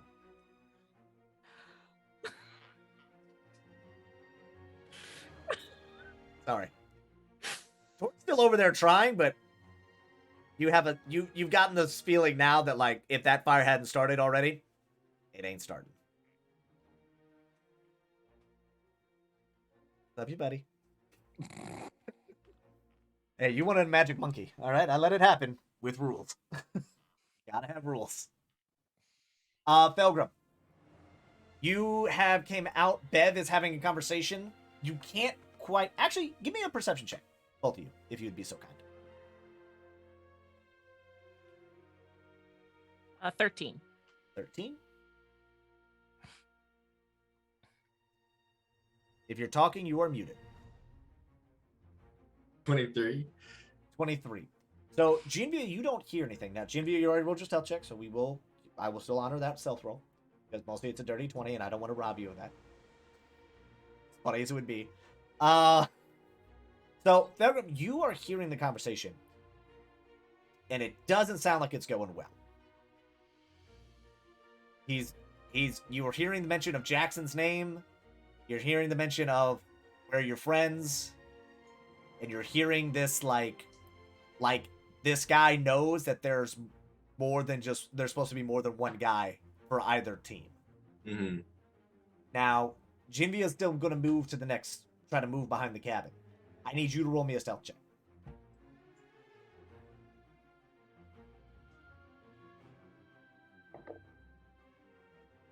8. Okay. So, once again, the guards are completely not paying attention. So, really, should we roll with advantage? The Kobold is going to be rolling with disadvantage. Got it. because their attention is now on Bev, who is kind of in the middle, but they are also still, or at least this guy, I should say, is still close enough, or it's like you guys would still kind of be in his peripheral. So we are going to roll with disadvantage on this, and we will see if the Kobold can notice. Now, once again, the Kobold has a -2 to Wisdom. So you rolled an 8, correct? Yeah. So you are looking for a 9 or less. Survey says the Kobold does not notice. That's a 5 and an 8. The Kobold is so laser focused on the dwarf standing there talking to essentially their boss. You two begin to move across. You guys managed to get. I'm just gonna move you. Whoop. You guys managed to get there just behind the barrier. Actually, reminds me. Whoop! Oh, clicked the wrong thing. How do I? This guy? There it is. Alright, he did. Now, for you guys, Did Bev see them? give me a perception check. With disadvantage as well. Just because your eye, you know they're over there, but your eye, you are trying to stay like as locked on as you can with this bandit captain. 19. 19, you catch a glimpse of a kind of stumbling monk as he is tiptoeing his way past, being like, I just see like Jimmy like turning around and like grabbing him and like pulling him. which is great because last time it was the other way around. Like Jimmy was like, oh, and now Jimmy is like on her toes, like, motherfucker, I'm not gonna fall. And Pilgrim's like, I got this. I'm a lion. Like doesn't like you do like a tumble on your way across, and you're like you have another dart at the ready, like. And then that's when Jimmy turns and grabs him and is just like, yeah, no, let's go. It doesn't notice. All right. So as you guys get there, you notice that there are like windows. Into this. Oh, Jimmy is so... going to take a peek. Okay. You look in there. You see that there are people inside tied up. Telegram, there's prisoners in there. Okay. That's better for us, at least. By the way, they're tied, hands in front of them. They look like they've kind of been there for a little while. There, you do see there is like bits of bread and bits like there's a bit of food in the room and a bit of water. Like they're not. It looks like they are prisoners, but they're not like trying to kill them. Okay. Genevieve's going to take a closer look at this window. How does this window look? It is very small. This window is, I would ballpark, about a foot high and probably about 2 feet wide. You can tell it's kind of there just for more to kind of get some basic sunlight get its basic sunlight, just so you can kind of tell. So it's too small. Would it be too small for a Leonin? If you could open the window, it would be a very tight squeeze. Genevieve's going to check to see if the window is locked. Give me a sleight of hand.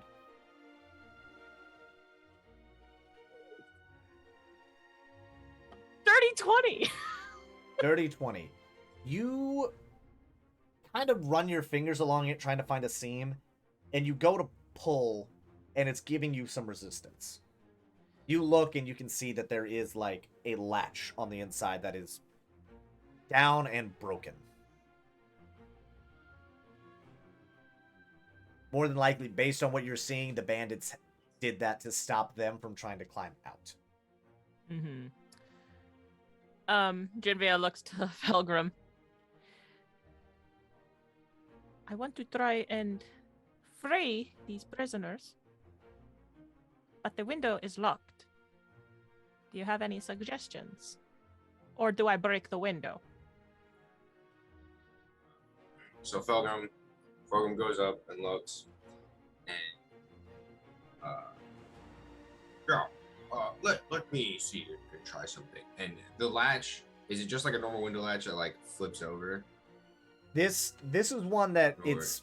I mean, we're kind of talking a little bit. It's less sophisticated in that it is literally just like a latch that would go up and down, and it looks like the latch because we're not talking like modern windows. Like this is literally just like a thing that would go down to lock it into place, and then you would pull up on it to push the window open. It looks down. It looks like it's down, and like it looks like you can see some markings there where it looks like somebody like jammed that thing down. Like they made it so that way it couldn't be opened from the inside. Made out of wood? Yes. The lock is metal, but yeah, like the window frame is wood. Oh. The whole thing is made of wood, I guess, but like... It is a lumberyard. There was plenty of wood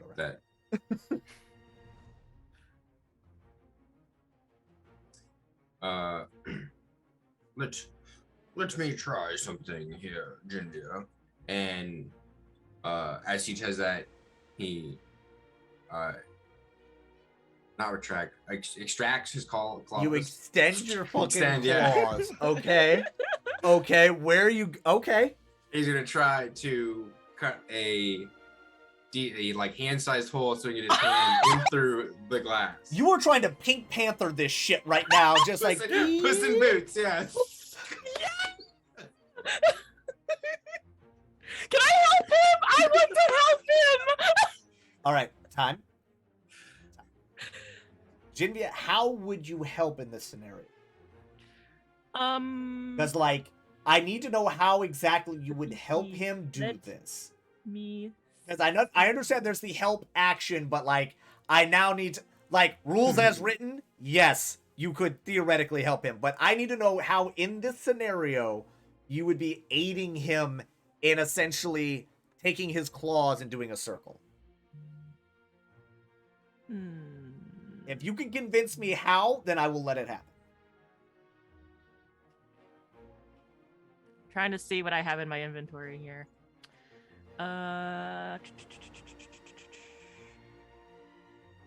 Okay, we're gonna pause. I'm gonna let you guys figure that out because you guys are. That is a fantastic idea. You guys sort that out amongst yourselves of what the hell y'all doing with that. I love the idea. Love the creativity. Y'all wild as shit. I love it. All right, we snap back over to Bev and Nissa. Nissa, you see the guards starting to surround Bev. Give me a perception check, please. Okay. With advantage because you are paying very adamant attention to them. Okay.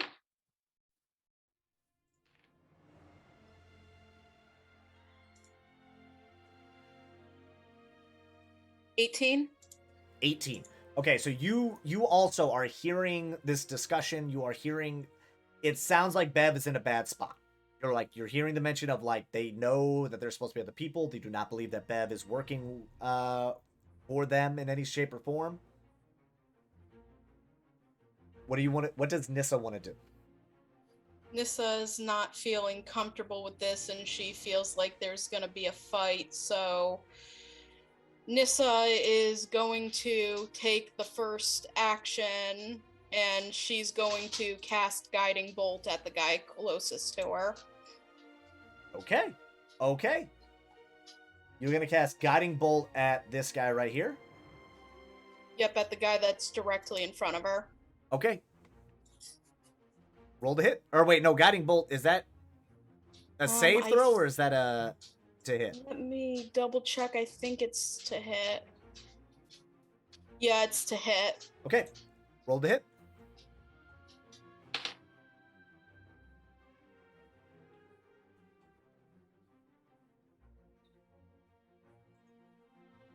$20 to hit. Yeah, that connects. All right. Roll me damage. Man, these dice are hot today. Oh, they something, all right. That's 11 damage.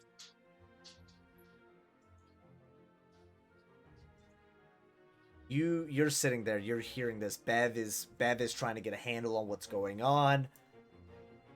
And then you're like, you've had enough. You're like, fuck this. Like, it's like, you're like, I don't like this.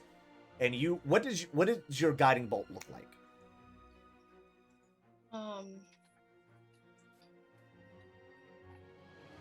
Let me see.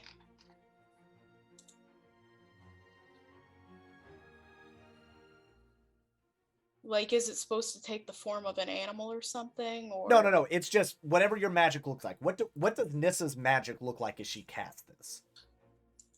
Probably just a green light. So Nissa's there, and you're just like, I don't like it. Boom! And you just let fly with this guiding bolt. This guy has no idea you're behind him. And as your guiding bolt connects dead center back, he lets out a painful just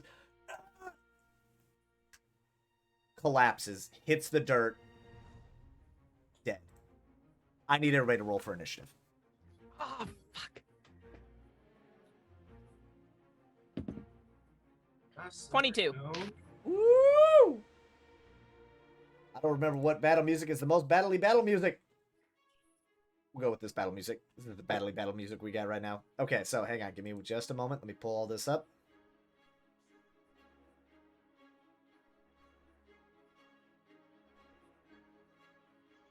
I love how this is the one who's just like, I've had enough. God.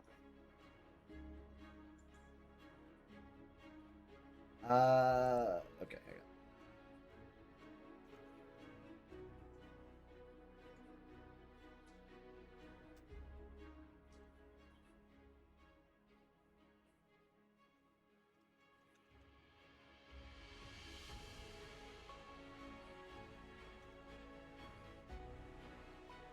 Okay.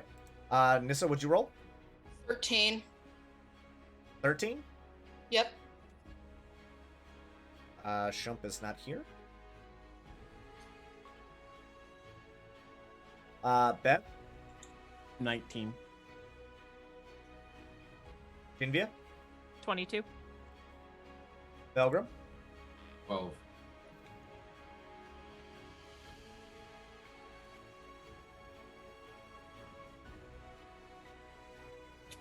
Just making sure that's all in there. And now these guys.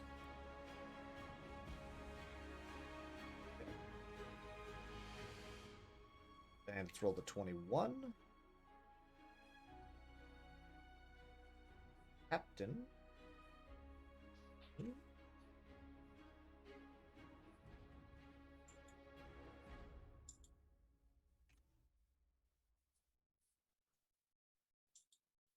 Roll a. Okay, so in nope, descending order. What I want. All right, so at the top of the order, so Nissa lets out this guiding bolt, cracks into this guy in the back. He drops. Jinvia, you hear the sounds of the guy yelling and everybody beginning to like, oh shit, and panic. What are you doing? At this point, Jinvia's gonna take out her cook's utensils. She's gonna pull out a knife, and she's going to help Belgrim cut the hole by trailing the knife behind his claws as he's kind of doing the whole Puss in Boots claw thing to make sure the glass cuts.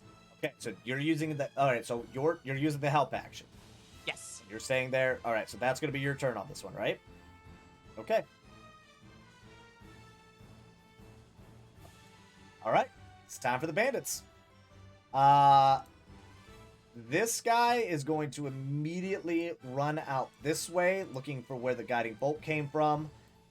And so it's kind of standing on the bridge.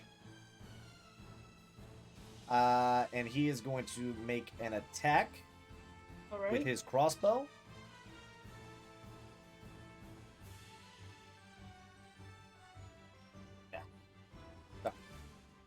in my face.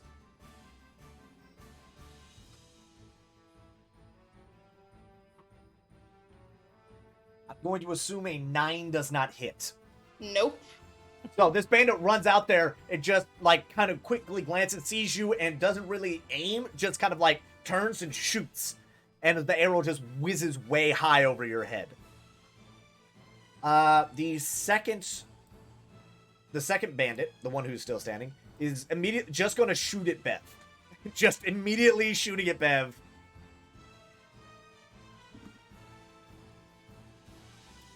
Does a 19 hit?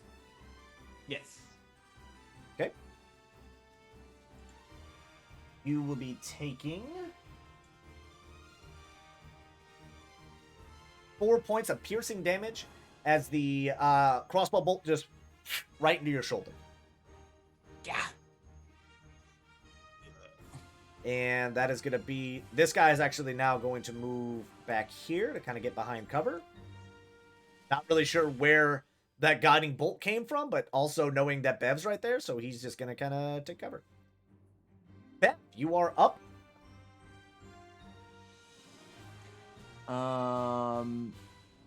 Bev is going to shunt out his blade to his buckler, grabbing his hand crossbow in the other hand.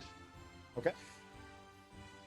I guess we are gonna tango, and he's gonna take the dodge action. Okay. Bonus action. Hunter's mark on the captain. Okay. Remind me what the hunter mark do again? Choose your creature until the spell ends. You deal an extra 1d6 damage to the target as long as you maintain concentration.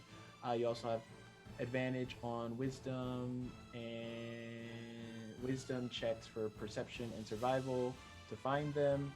And if the target drops to 0, you can use your bonus action to transfer the mark over to someone else, so long as time persists. Okay. Lasts for an hour. Okay. Yeah. All right, so you pull out your weapons, you know. Time. What was your one-liner? I'm sorry. Something like it's time to. I guess it's time to tango or something. Time to tango. Yeah, that sounds about right. And then you cast Hunter's Mark. Okay, so that's his, like his tiefling eye flickers a little. Ooh. Just a little. All right. Any movement on your turn, or are you staying right there? No. Dodge will just work on anyone he has eye contact with. So No, I just meant like as far as like moving around, like if you're just gonna stay right there. I know your dodge action is like they have disadvantage on attacks against you, correct? yeah, so long as he can see him. Yeah. But yeah. Okay, so you're staying put. Yeah.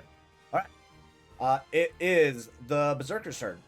So this guy, like as soon as that guiding bolt comes up, he's like kind of had his head down, not really paying attention.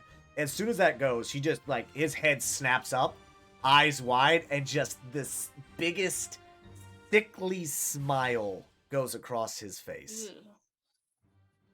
Playtime.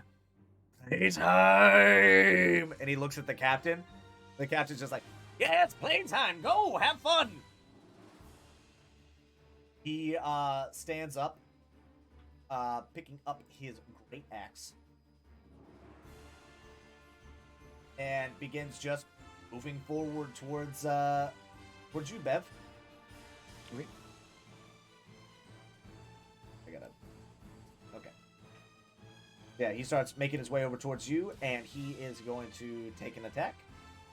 Okay. Just make sure of something real quick. Okay. Does a 17 hit? Is that at disadvantage? Oh, at disadvantage. Correct. My bad. As I was. Whoop! That fell off. Does a 15 hit? 15 does not. Okay. So, this dude comes up, like I said, just big, just not okay smile. Just really not okay face. And just comes in real big with this his great axe is just chipped, dented. Like, this guy doesn't give a, like, there's just this thing has been beat to hell. And he just comes big over the top with a giant swing. And as it comes down, you just dodge out of the way, and he just buries this thing in the dirt. And that is going to be his turn. Next up, we have the Kobolds. The Kobolds are going to move. Kobolds, I believe, let me double check on their movement speed. 30 feet. So these two are going to start moving. Captain just is going to be like, go, get him! Get him! So this guy's going to start taking off towards where that guiding bolt came from. So 1, 2, 3, 4, 5, 6. 1, 2, 3, 4, 5, 6. And then these two are going to start making a move on you, Bev, because you're who they see. 1, 2, 3, 4, 5, 6. 2, 3, 4, 5, 6. And he is going to make an attack against you. He is going to have Pack Tactics, which will give him advantage, but since he has disadvantage because of the dodge, they cancel out, so it'll just be a straight roll. Okay. And he's going to be trying to hit you with his dagger.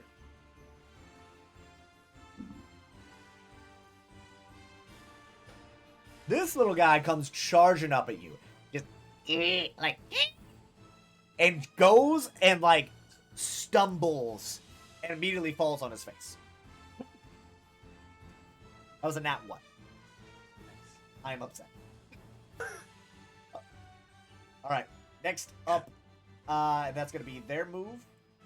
I can see why you needed help. The captain, seeing all this, starts backing up. He kind of gets behind this wall, aims at you with his, I believe, crossbow. Oh, no, he doesn't. Actually, he's going to back up there, and then he is going to... he's just going to sit tight. I forgot the bandit captain does not have a ranged weapon. Nissa, Womp. you are up. Alright. Nissa is going to move forward.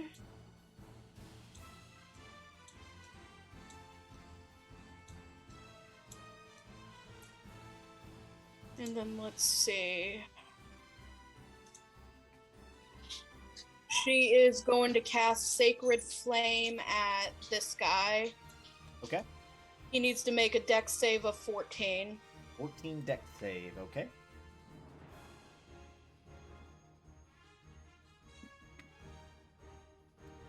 He does not. Roll for damage. Alright. 6 damage. Okay, so as you you're like kind of moving across the bridge and you cast this down, Sacred Flame coming down from the skies. This guy now fully seeing you, getting hit, just like kind of lets out a yell in pain. But he is still standing. But you can tell that definitely hurt him. Alright. Do you have a bonus action? Let me see. She's going to cast Spiritual Weapon as her bonus action. Okay.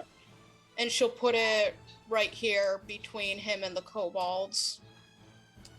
I should have worked out with you what your spiritual weapon should look like ahead of time. But for the sake of right now, your spiritual weapon will take the shape of A rubber duck. a spiky pin. It's just spikes. That is where you wanted it, right? Right behind him? Yep. Okay. And that'll end her turn. Okay. Belgrim. Hope you're awake. I'm awake. All right, so now you have Jinvia. Jinvia has her knife out and she's trying to help you. What are you wanting to do? I'm just continuing to try to cut through this glass with my claws. Okay, give me a sleight of hand check with advantage.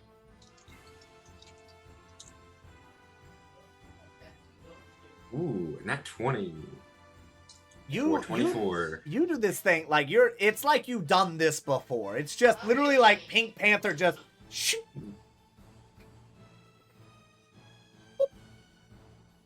Junior's got the knife, just following after his claws. You guys kind of did it like on opposite ends, so it's just like shh.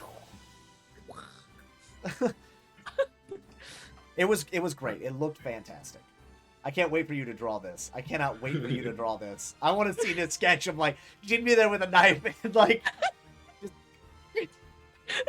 All right, so you pop that open. What are you doing? I'm gonna reach my hand in and I'm gonna pull the latch and open the window. Give me an athletics. DC of, we'll say a 15 DC on that because it was like jammed in there pretty good. Well, I got a 15. All right. Plus 1 is 16. All right. So yeah, you stick your arm in there and you just crank that thing open. And so now the window is fully swung open. And then Duggan's gonna climb in and start rescuing the hostages. All right. So I'm gonna let you. So you're in there now. So yeah, you hop in there. There's about 4 or 5 guys in there. We'll say 5. I don't know why I gave you an odd, like a baby number. You're in the room. So there's 5 guys in there. 4 of them look pretty young, like you're ballparking like late teens. There's one kind of heavier set guy, probably like in his 40s. I'll say in this round, I'll give you a free action, like you're undoing all their hands. Mm-hmm. We'll say as a bonus action. So that's movement, because like that would have taken a good chunk of your movement to get in there. All right, so that'll be your turn. Top of the order, Jinvia, what are you doing? So after helping Felgrim with the window, I can't believe that worked. She is going to. Neither can I. Oh, that's shenaniganry. She is going to kind of take a deep breath. And you see as the blue markings on her body kind of glow a little bit. And she's going to kind of look up. Talos, give me strength. And she's going to go into a rage. Hell yeah. Love it. Hearing the commotion going on, she is then going to take the dash action.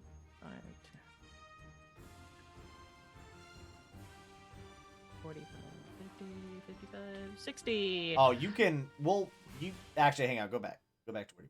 Because these little like cross spots aren't. I'm not gonna make you take. Where's my button for measurement? There it is. You're trying to get. You're essentially just trying to get like here. Yeah. Okay, so you're gonna go about 10, and then you're about 50. Gets about there. Okay. Yeah, you ain't gotta burn a whole 60. But it will. I mean, I guess you're using dash action. Sorry. I would have to get to him anyway. Yeah. So. All right. So yeah, you spend your action. You haul ass. She has her great axe and she calls out to this guy, "Your fight is with me." Okay. And that'll Would end her turn. you want to use your rage now? Because She did pop her rage. Yeah. Because you have to attack or take damage, or else it goes away. So would she, like, I think ideally, wouldn't she, like, know rage-wise? I will. She is a novice fighter in this regard. However, I will allow, if you want to take this, if you want to take the rage back, you can, or if you'd like to keep it, you can do that as well. But it will ultimately fall on Jinvia on whether or not she wants to keep the rage out or not. If she would like to hold Okay, the rage. yeah, I guess I'll hold it, I guess. Okay, fair enough. So yeah, you do still have a bonus action if you have one. No. That'll end her turn. Okay. So yeah, you like help Felgrim in the window, and then after he's like in there and you hear him start undoing stuff, you're like, all right, game time. You pull the axe out and you just start hauling ass around the corner. I need you to make a give me a persuasion roll, please.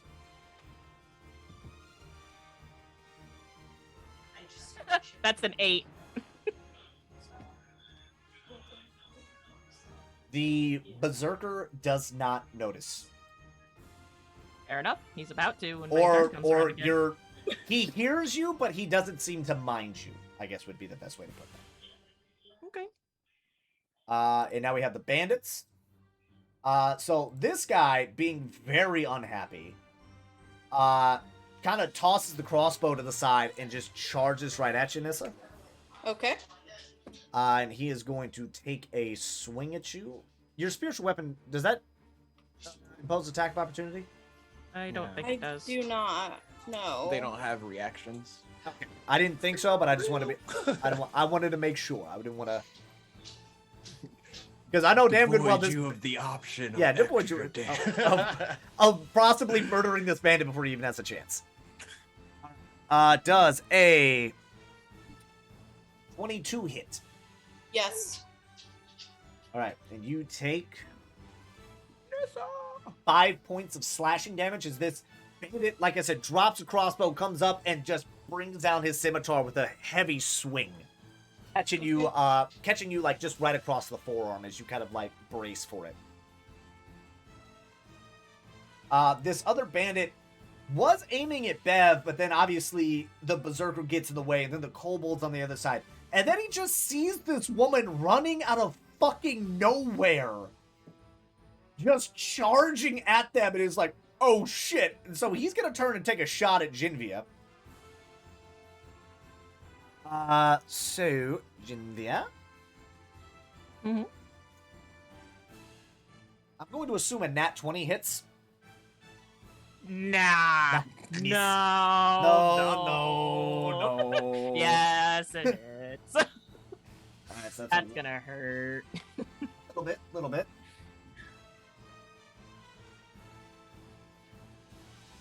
As a reaction, can I actually use Stone's Endurance? What does Stone's Endurance do? Remind me? As a reaction, reduce damage dealt to you by 1d12 plus 3, and I can only use it once per short rest. Yes, you can. Which is pretty good. Because that was gonna deal you 14 points of damage. So it's 1d12 plus what? 1d12 plus 3. Okay, so roll me that. So 10, so 13.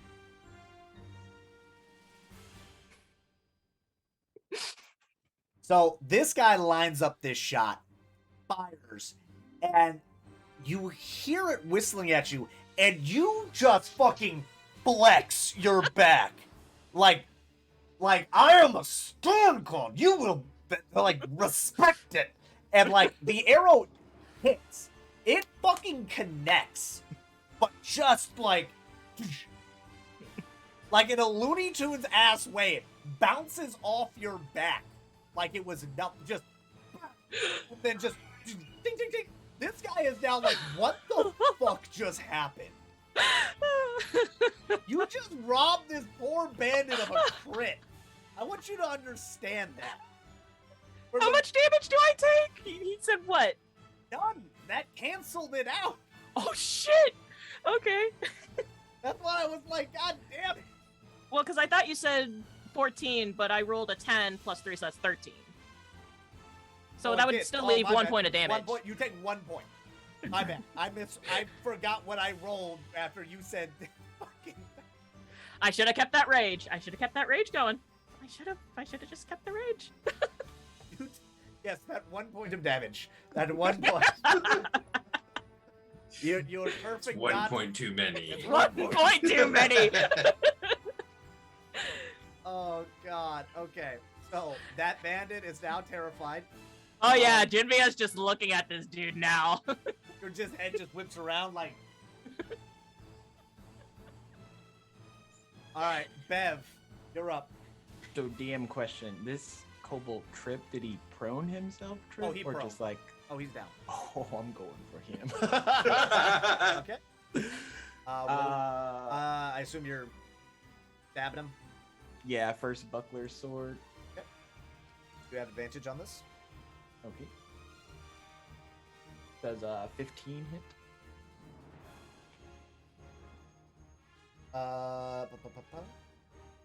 Yeah, 15. Yeah, sorry. Okay. I was reading something. I was making sure I didn't mess something up.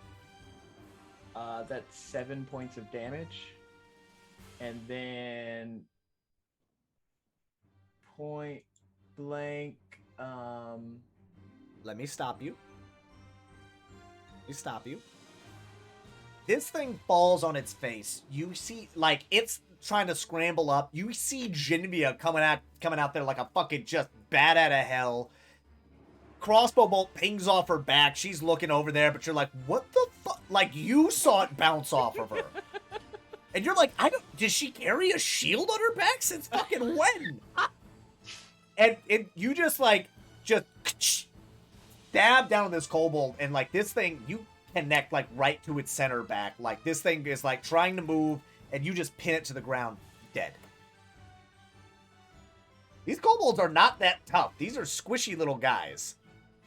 There's a reason there's a lot of them. Oh yeah. I wanted to not have you waste another attack. Okay. Thank you. Well, I'm gonna use my bonus action to crossbow shoot at this guy with a great axe that has really bad aim. Big guy, yeah. And I don't have what's it called? 2-weapon fighting yet, so I will just use. Wait, I have 2-weapon fighting. I don't have the fighting technique one for it, the one that lets me use my bonus. So it's just a straight. Oh, so it's just straight. I, okay, so yeah, if you hit it, the damage is just the thing. Okay. But So, my want me to hit? crossbow expert cancels out the ranged. Yep. The disadvantage at close range. Go ahead, roll me damage, or roll me to hit. 11. Does not hit. So you stab down at this thing, and as you go to shoot up, this berserker just kind of like the bolt away, and once just with this sickly smile still on his face, like Knew I should have shot at the captain. Oh, okay. All right, so that is your action. Bonus action. You trying to move? Nope. It's the berserker's turn. So the berserker is going to he's gonna wind back up with that axe. Okay.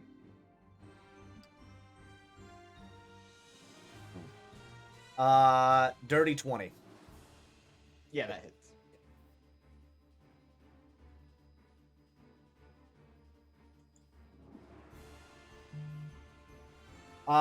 That is going to be 11 points of slashing damage. So he bats that arrow, that bolt away, just my turn, and then just does this big big overhead sweep, because this guy's not gigantic by any stretch of the imagination, especially since you've been walking with Nissa and Jinvia. Like, giant now is like, you've been looking at giants your whole life for one reason So or another. you're saying Bev's not attracted to him. Good. Well, I mean, he's like 6'6", so like he's tiny. big for a human, but he's also not like gargantuan. But yeah, so he just takes this big overhead swing. Like, I'm just saying size-wise difference. And he just brings it down hard, and this axe just catches you on the shoulder. Like, you raise the buckler up, but like he just like down for 11 points of slashing damage. And that is going to action.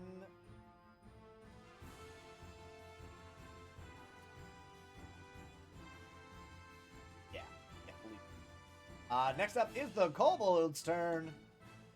So, so this guy is going to rush with Nissa, kind of moving around Alright. that spiritual weapon. He's going to take a stab at you with the dagger.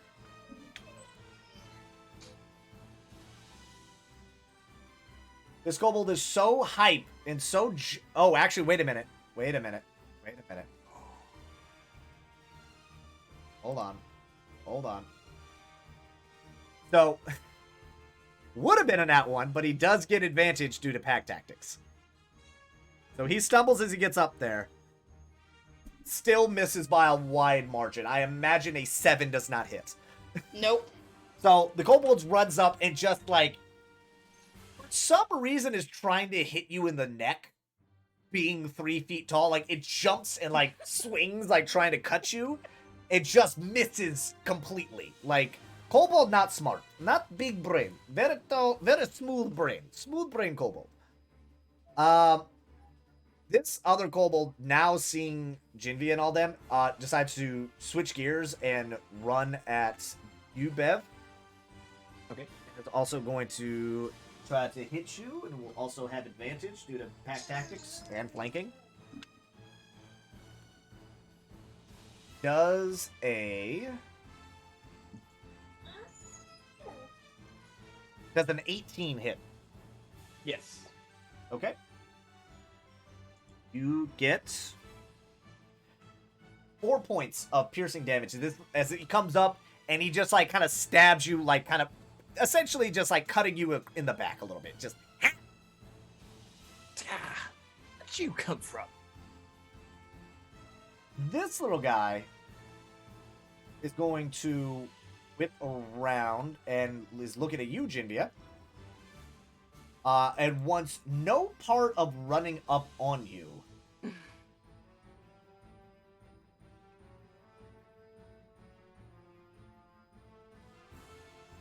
It is going to kind of pull out their sling and whip it at you.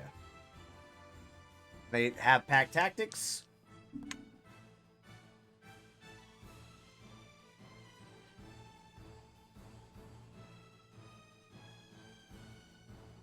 Oh, my tower camera's on low power mode. That was bad. So I'm going to show you guys this.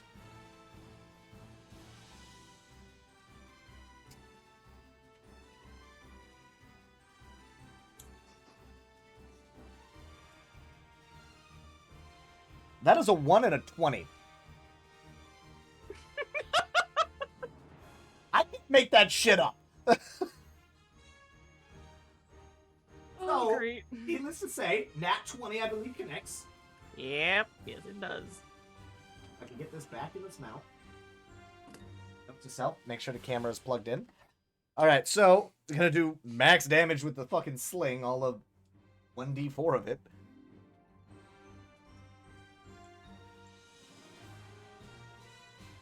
So you take 7 points of bludgeoning damage as this guy just catches you on the side. You're like, turn your head to look at the guy who hit you with the crossbow bolt, like, hey!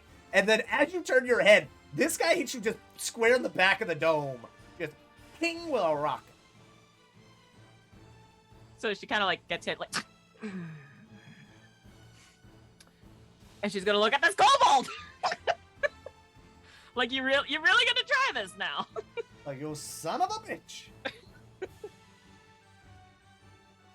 Next up is the captain, and the captain is going to continue to move back here.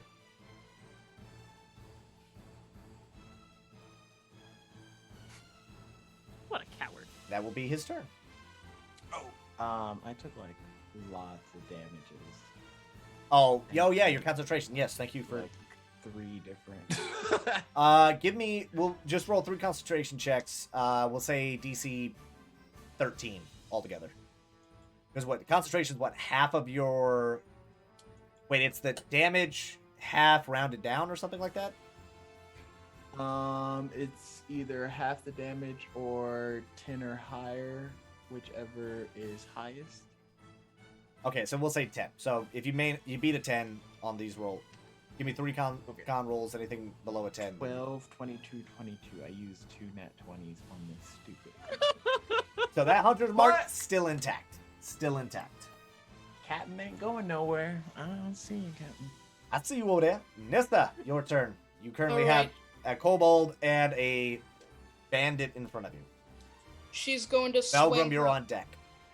She's going to swing her mace at the bandit. Okay, roll to hit. Does a 17 hit? Oh yeah. Oh yeah, that hits. All right.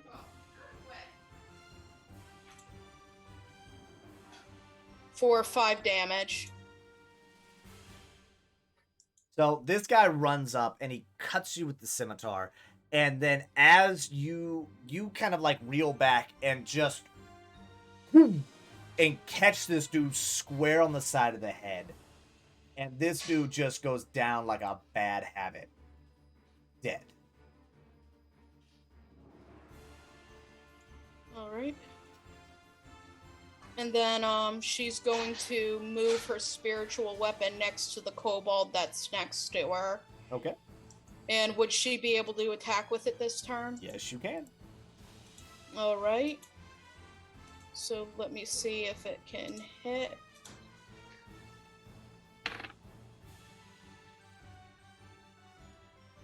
I'm assuming a 19 hits.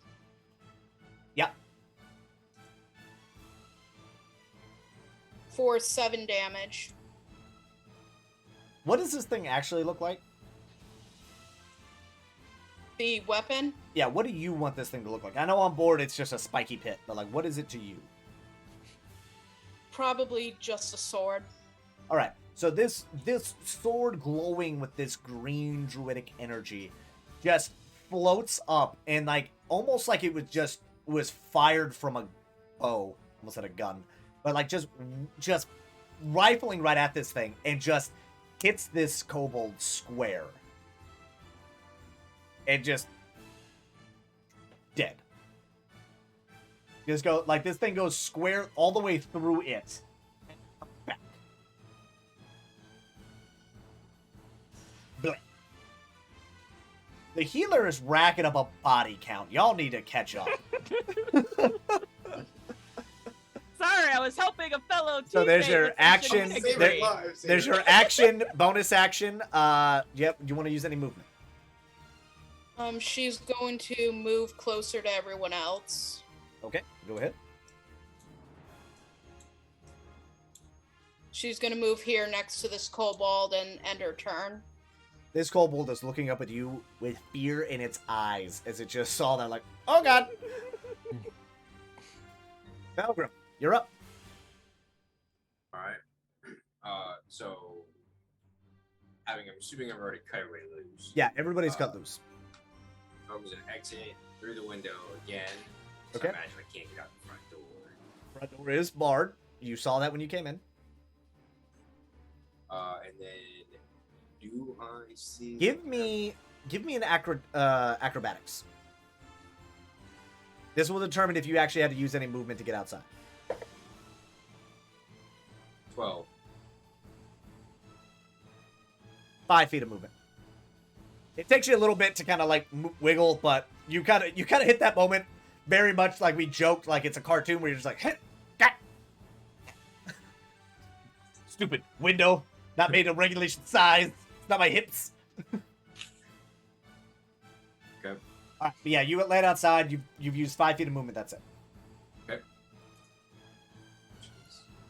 And then, so he's gonna walk around. How do you fucking measure the movement? There's like a circle with like a little slash going through. Should be on the left side of your screen, where all your toolbars are to like cursor and all that other stuff. Icon down. Yeah, 4th icon down or 5th. Well, 4th for us. 'cause we're 4th for you. both. Yeah. Sorry. The snap one? Yeah. That one. Yeah. So you just Okay. click that, and then you can drag that around. And that'll tell you your movement.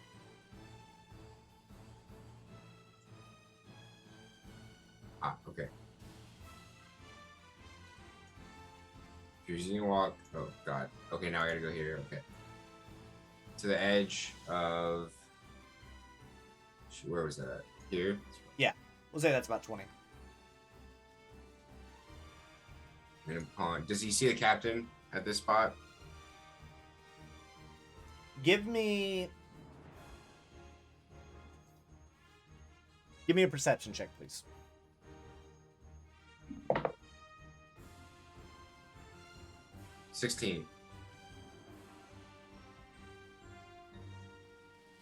You do not see the captain. Okay. Then he is going to. Now you use 25 feet of movement as of right now. Yep. So I have 20 more. Okay. That's where. He's gonna move here. Okay. And again, he's gonna use a dart to attack this kobold. Okay. Roll the hit. With advantage, because he has no idea you're there. I was about to say, is this kobold still looking at Jinvia, who's glaring at it now? Oh, it's like celebrating. Like, that was a clean hit. You have So 2 8. an 8? They were both 2s. So it's 8. Jinvia, roll me a dexterity saving throw. Can I A dexterity saving No, throw. can I see this? Because I have advantage on dex saves against effects that I can see while not blinded, deafened, or incapacitated. I would say yes, because you would have looked at that kobold after it hit you in the head with a rock. I thought you were gonna try to be like, are you sure I can't get like a strength save? Like I can't flex it away? No, 17. A 17. An org. You never know. All right, so you jump out there, you jump out the window, and you're like, ha, let's go. And you run around, and as you whip this dart, you miss, like you just overshoot you forget how small this fucking guy is. And so what would have hit any normal-sized creature dead middle, like, just sailed over the top of this thing. Which, unfortunately for Jinvia, would be dead middle. But, Jinvia, as looking at this kobold, you just see the lion running at you, and then just, like, this little shoot, like, what the fuck? Like, you manage to, like, move out of the way as the dart sticks into the logs behind you. And Jinvia's just like... I was gonna say, would you like, so that's your action, movement. Yeah. You have a bonus action. You do have the jug you can take a swig from.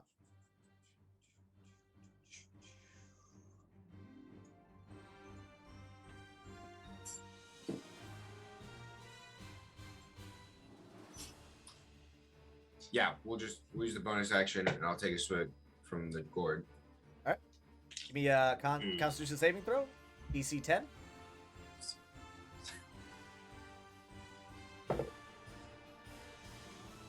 And that one for 4. You suffer 2 points of exhaustion after the fight, but you right now are bump up your AC up by 1. Go ahead and mark that down for yourself. Ooh, I feel Kitty Cat's gonna need a nap. All right. Top of the order, Jinvia, you're up. Now, Jinvia is going to pray to Talos to give her strength as she goes into a rage. You let out this rage just now madder than ever because you've now been hit in the back and in the back of the head. Well, considering the fact that I see Bev in trouble with this berserker, she is going to kind of get behind him and hit him with her great axe. Okay, give me a roll with advantage for flanking.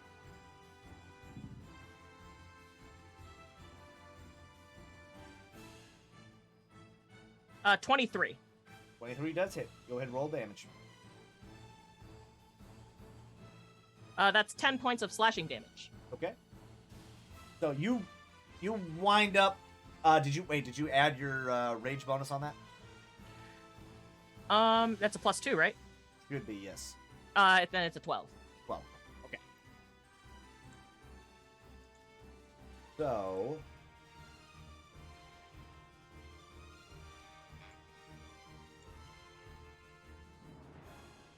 Yeah, but before I swing this, she's going to look to this dude.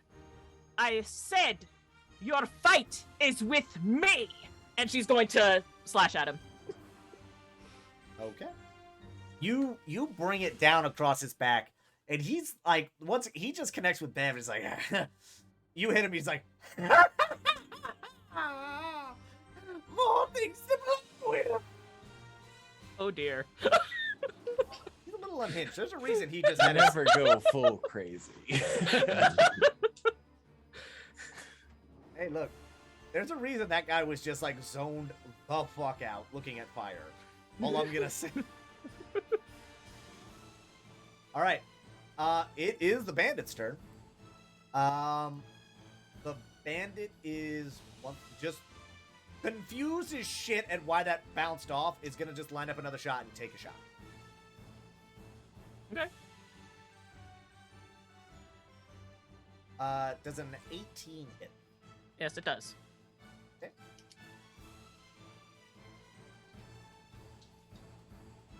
Going to be... Oh, sorry. That one?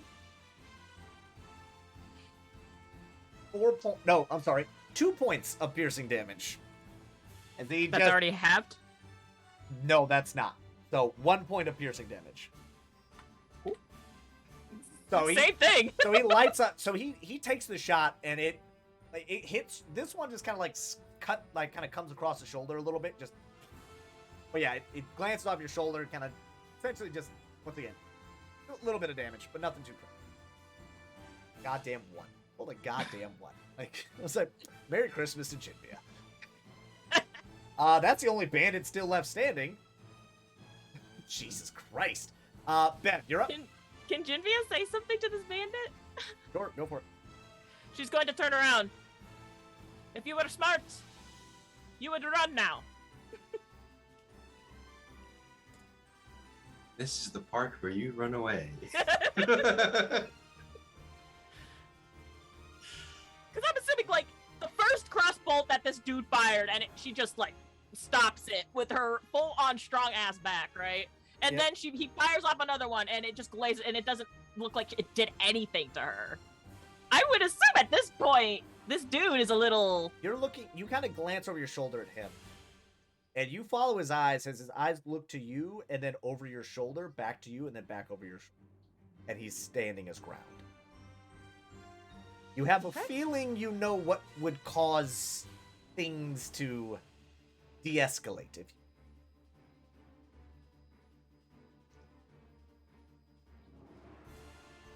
He's looking at the berserker. He's looking at the big fucking guy. He's like, I don't know what you'll do, but I know what he'll do. No. All right, Bev, you're up.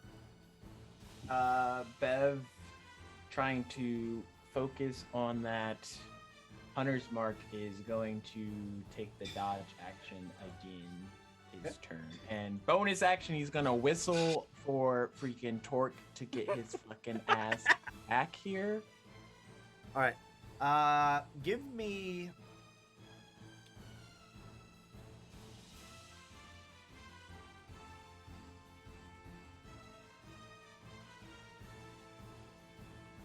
I'm trying to think, what the hell...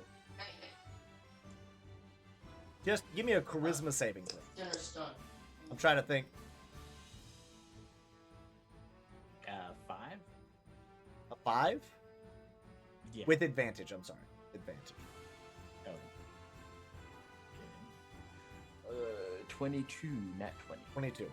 So you like just let out this big like Yondu whistle. And all of a sudden you can almost hear the panic like is it like as you can hear Torque like kind of off in the distance on their way back. All right, that is your action. Bonus action. No movement. Okay. It is the berserker. Actually, movement. I'm gonna start running off towards where the captain went. Okay. You took the dodge action, correct? Yes. All right. You will take 2 attacks of opportunity. Okay. Okay. Can I use a sentinel attack reaction to attack the berserker for attacking Bev? Yes, you may. Let me first. Let me roll mine to see if I hit the guy. Now both these would be at disadvantage. Yeah, I guess these would both be at disadvantage since you did take the dodge action before running. So the Kobold. I believe that is an 18 to hit. That one hits.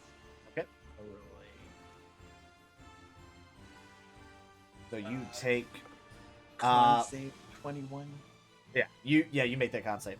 5 points of piercing damage. Oh gosh. And then the Berserker does a 15 hit. No. Okay. So the Kobold, you like sidestep and you're like, oh, like you're on that captain. So you're like, fuck this, I'm out. Like, I'm out. And as you kind of sidestep, the Berserker just swings wide trying to catch you. The Kobold manages to kind of catch you in the leg as you run past him just because you're going that way. But yeah, you can continue your movement. Jinvia, go ahead and roll to hit.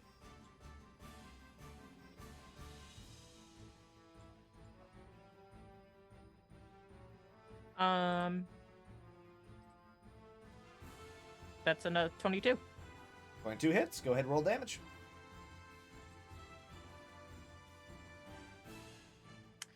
Uh, 6 points of slashing damage. With rage. it'll be With an rage, eight. is 8. Okay. 8, yeah. All right. So that is your action, bonus action, and movement. So now it is the Berserker's turn. The Berserker, seeing one of its playthings leave, kind of disappointed, but then just turns around and looks at you, Jinvia. And it kind of looks up at you, which is just that much worse. Which is that much worse for you, because it's just...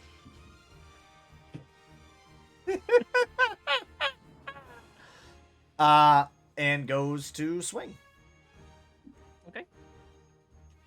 Is a 17 hit. Yes, it does. Okay. And they are going to do...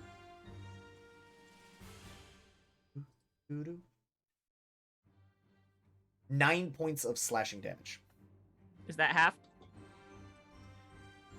Wait, what kind of barbarian are you?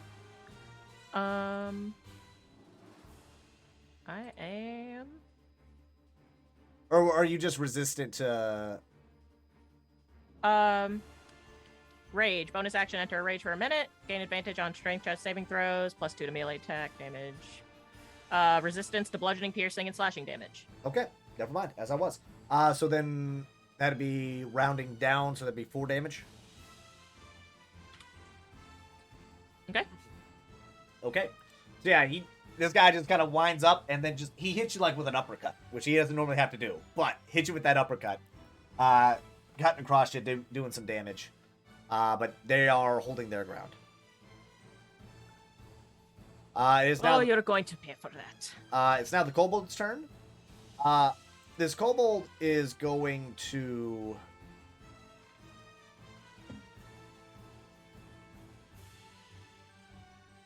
It's gonna attack Nissa. Like they're like, as much as it is terrified, it is gonna take a swing at you. Okay. It is so scared that it misses. This is wide. It's 6. I rolled a 3. It's a 6. So he goes and so he's like shaking and just like, like very much like not really trying, but just gotta be like, and after swinging and missing, is going to run. But you get an attack of opportunity on it. Alright, I have to roll to hit, right? Yes, roll the hit. Alright. Does a 15 hit? Yep, roll damage. Alright.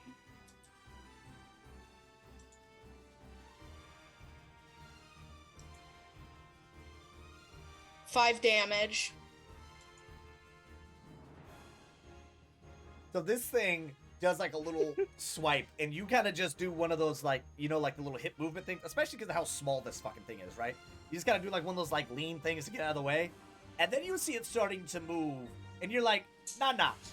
And you just like kind of bring the mace round, almost like you're gonna do like a good game to somebody, like just slap on the ass, except there's a mace. And you just fucking ping that son of a bitch into the next county. It is dead. My god. Nissa the killer, my gosh! It's not fucking around. It's here for blood. What makes green grass grow? Blood. All right, that is what's happening right now. Oh my god. This kobold is going to just load up another rock, or actually no, he's gonna load up a rock and whip it at Felgrim. After that thing just missed him. I almost forgot about you. I'm not gonna lie, you blended into that mess. They're gonna whip Sneaker. They're gonna whip a rock at you. Nat 20. Oh, love it. It's This combat should be doing. And I'm glad these guys don't do fuck all for real damage, because man, you guys would be in trouble if these guys were competent. What are you talking about? I'm like, Okay, well, you were skiing. Yeah, you were dancing in the moonlight there with them. If I didn't take the dodge action, I would be dead. They'd be calling me Dead Romri. So you take 8 points of bludgeoning damage as this thing just whips around and whips the rock at you and just catches you like in the neck, just like Wait, does that count as a projectile? Oh, I think so. it is. alright. A monkey So monk. I am going to do a reaction and with deflect missiles. It's almost like if I you need to remember. shoot at your monk every now and again. Alright, so damage you take is reduced by 1d10 plus 7. You need to roll a 1. Oh my god! That was a 1d10 Like- plus 7, correct? Yeah. All right, so you catch it. So let me rephrase. On a nat 20, god damn it! So this little fucker just, whooah, and like it's coming at you, and this thing's like got some like this is one of those like sharp stones. Like he sharpened this one. He was like, I'm gonna get somebody with this. So And you just like fucking snatch that shit at like just like with your fingers. Like that's how much like fucking fuck you energy that was in there. okay. So yeah, so I'll spend a key point, catch it, and then I make a ranged attack. All right, so you're gonna return to sender that bad boy. Yes. All right, roll the hit.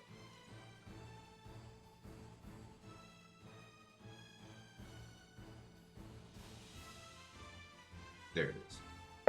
Oh god. There we go. Keep it on the table.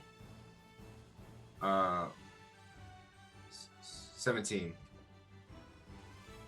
17. Yep. 17 hits. Go ahead and Alright. roll damage. Actually, wait a minute. What do you got to roll for damage? A 1d4 plus 4. Roll for damage.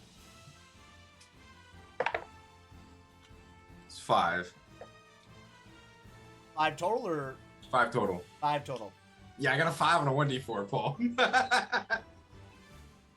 I'm done. I had a moment. I had a moment. So you catch this thing, and you're like, and just flick it right back at him, and this kobold is just like, dead. Oh my god! I don't think you guys understand. This is like borderline kobold. They have 5 HP. These things are not. These things are terrifying when they're in a group because it's like pack tactics and it's just like a bunch of little fuckers stabbing you in the ankles. But when you can isolate them, it's just like one shot, one shot, one shot. Like, all right. So the kobold's dead. So ends the turns of the kobold. Now we have the captain. The captain is going to attempt with the hunter's mark. Is there any way to break the hunter's mark, as far as you're aware, or like that can reads? I would have to go unconscious. Okay. So the bandit is gonna go ahead and take. He's still running. Like I ain't got a whole lot of map left. But he's gonna go another 30 feet, and then he's gonna use the hide action.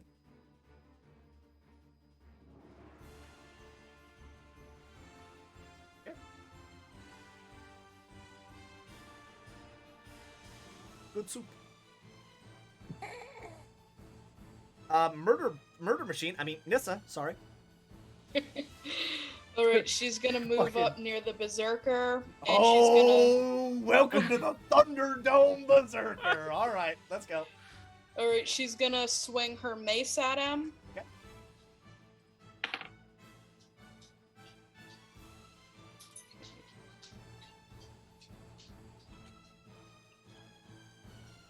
Does a 17 hit? Are you rolling with advantage or flanking? Oh. Let me roll again then. Yeah, 17's my highest. Okay, that hits. Alright. For 8 damage. Okay. And then she's going to move her spiritual weapon next to him. And swing with her spiritual weapon. Roll the hit. A nat 20.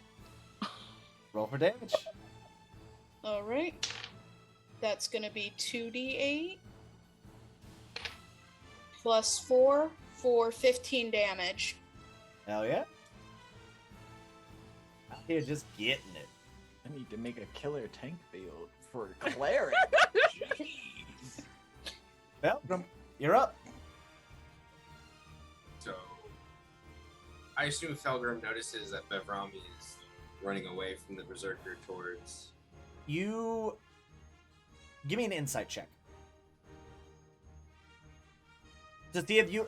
So I'm giving you an insight check to see if you can read what is happening. Yeah. Okay, yeah. Because like you don't know, he could just be falling back because he's Right. hurt. Because he's pretty beat up right now. 15.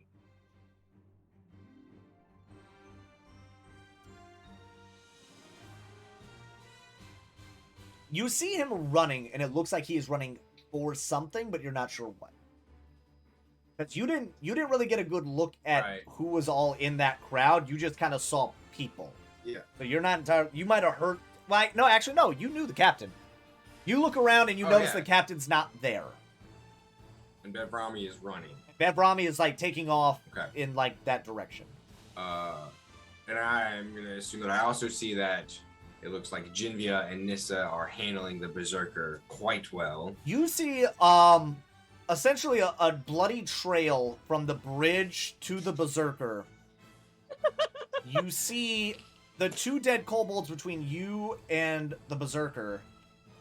And then you see a bandit over there sitting by the logs. And a glowing green sword behind the berserker as well. So yeah, I would say you might assume they got it. So, The lady's got it covered here. Let me rephrase. Nissa has this covered. But Jinvia is great bait. Jinvia is Great good success. distraction, yes. Great distraction. so Felgrim's is gonna see like Bevrami running, and I'm gonna assume that he can tell he's running to the right side. You the can far side kind of of his cabin. Yeah, you can kind of ballpark, like you look and you can kind of see. Yeah. Bear in mind the bandit is not, or the captain's not actually there. They have Right. ran further, but that's just as much map. So like past that point, I think they would have probably had about another 50 feet of movement past that corner. Oh, well, Felgrim's gonna go to the corner of the cabin, assuming that there's something on the other side. That's what Bevrami's running towards. Yes. Give me a perception or investigation, whichever is higher. Perception. Okay.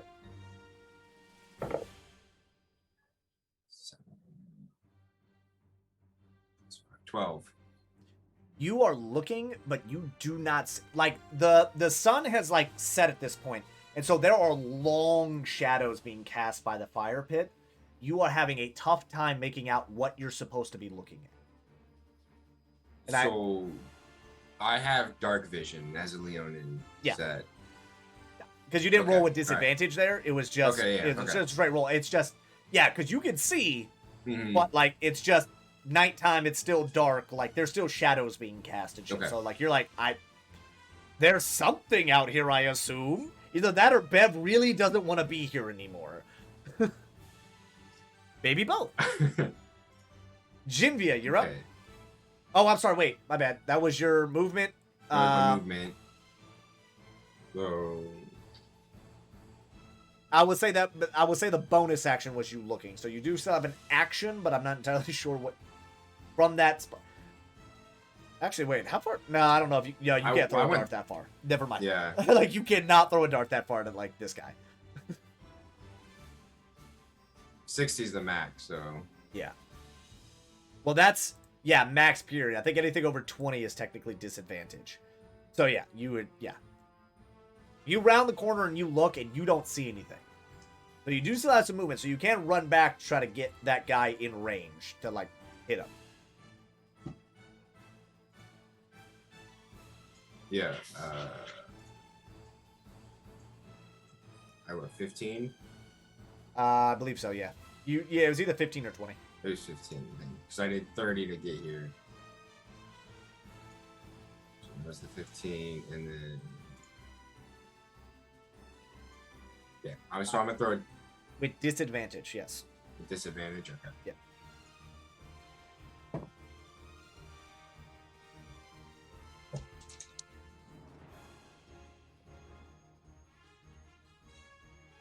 So 12 to hit. 12 to hit. Yep. That hits. Go ahead and roll me that damage. 6. 6 points of damage. Okay. So you run, like, you see Bev and you run, you're like, I got nothing. Turn around and you're just like, oh, there's a guy. And just like action movie bullshit. Just end over end with this dart. Before it finally kind of like settles and then just hits this dude square in the shoulder. This dude lets out. He's like got the crossbow aimed and just, oh, fuck! Because he didn't see you. What the fuck, that guy? All right. Jimmy's like, I told you to run. You did not listen. Jinvia, it is your turn. Jimmy's gonna go into a frenzy as a bonus action. Frenzy. Okay. So my next turn, I should be able to make 2 attacks, but only for this one. I only use 1. And I'm going to attack this motherfucker with my great axe. Hit it. Swing away. 17. 17 hits.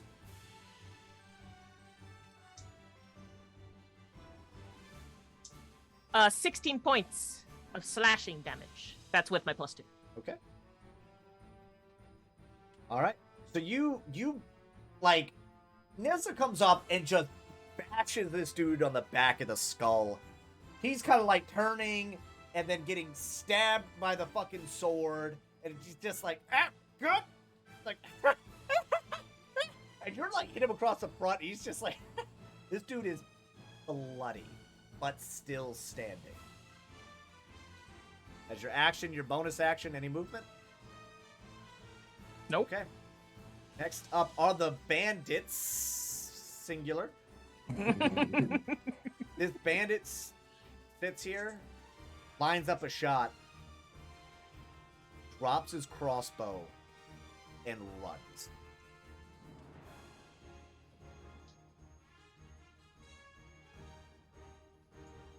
Yeah. 60 feet, he is running.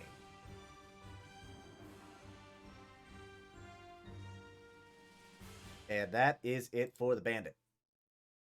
Yeah, you're up.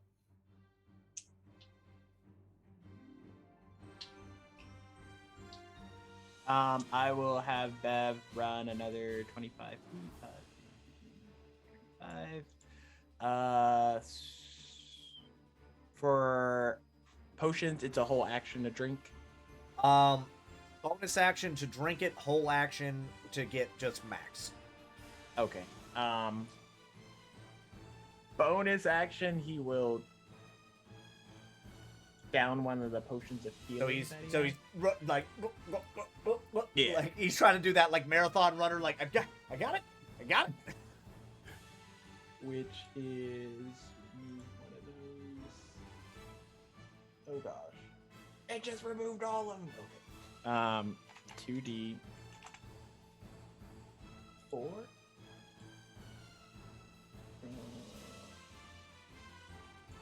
talking. Yeah, so 2d4 plus 2. Okay. So he's gonna get back 5 plus 2, so 7 health. And then perception check, he's gonna try and like look at the lay of the land to see if he can track, or survival, whichever. I will give me perception with advantage because you do have the hunter's mark. Okay. Oh my goodness, I rolled a 1 and a 20. 28, you see him. You see him. He is. So you see him kind of like there's a pretty big down tree, probably about 40 feet in front of you. And you can kind of see the top, like you see a little bit of like his bandana of like that red and black kind of zigzag. And you're like you clock him, but you're not sure, like, do you? Yeah, so you see him. Okay. Knowing where he is, Bev is just gonna be like, wonder where that filthy little rat went. In his turn. You still have an action. I will let the perception check be a free action. Because you're essentially just looking. Is Torque anywhere close, or is he still? Torque will be here next round because he was like, because what's Torque's flying speed? Because he was trying to get like about 100. I was gonna ballpark him like 160. 60, yeah. He was about 120 to 150 because he wanted them, because that way it would have taken them a couple rounds to get back at full speed. Okay. So he kind of ballparked it as like, okay, they need time, which I understand in real time is like 30 seconds, but combat-wise, it's like, 30 seconds will buy you a lot of time. In that case, he will action hold, produce flame, just, and the first sign of movement, if this captain tries to run, he's just gonna lob it at him. Okay. But it'll hold it in a way that, like, it looks like almost like he's like looking around still. He's just like, all right, I can't see shit. Kind of thing. Like it's almost like he's using it as a light versus like a fastball at the ready. Yeah. Okay. All right. Next up is the Berserker. The Berserker, on his last legs, laughing manically, is going to attack recklessly at our favorite barbarian in front of us, because you're in front of him.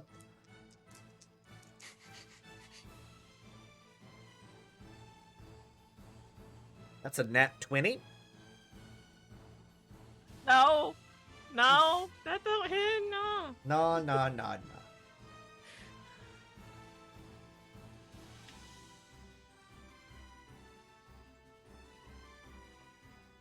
For 20 points of slashing damage, half to 10.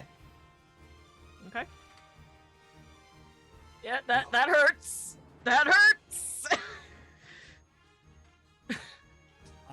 You guys already had advantage, but you would have advantage now anyway. So he just lets out this, like, just howling at the moon in just, like, pure manic happiness. As he just brings that thing as hard as he can across your torso, cutting pretty deep. Jimmy kind of like keels over, holding her side.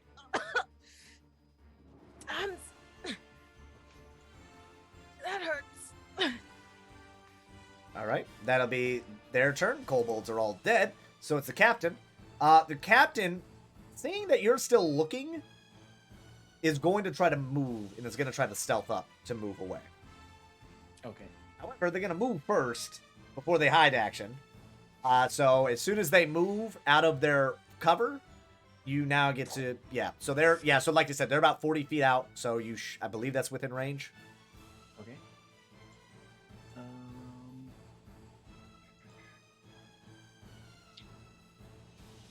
If they're 40 feet out, I can't reach them because it's only a 30-foot throw. I will. I will let you. I will retcon if you want to hold the crossbow action. We could retcon that instead of the produce flame, because I did say 40. I did say about 40 feet whenever I said he was high. You caught his head. Oh,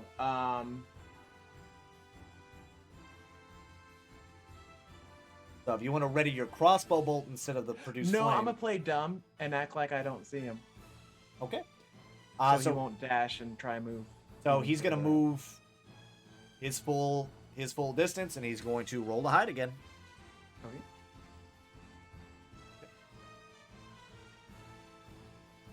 That is going to be his turn. Nissa, you're All up right. She's gonna swing with her mace again. with advantage.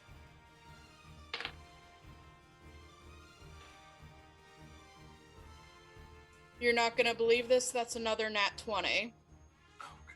How much damage does the mace do? 1d6 plus 2. How do you want to do it? She's just gonna clonk him on the head.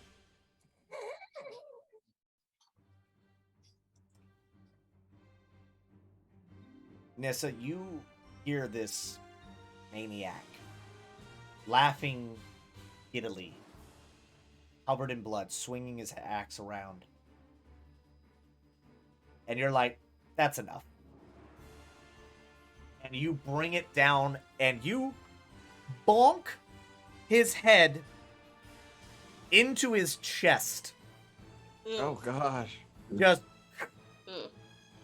the most bone-chilling crunch of his neck, and the part of his skull just becoming a bowl. He slumps to the ground with that same terrifying grin. Dead. And Nissa's not sure if she's more disturbed by the way she killed him or by the smile.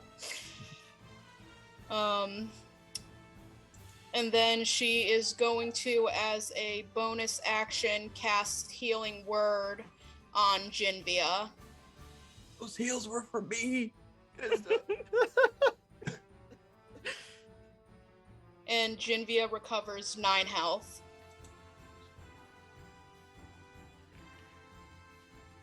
So Jinvia kind of feels a little more rejuvenated as the wounds on her midsection slowly close up a bit. Thank you, Nissa.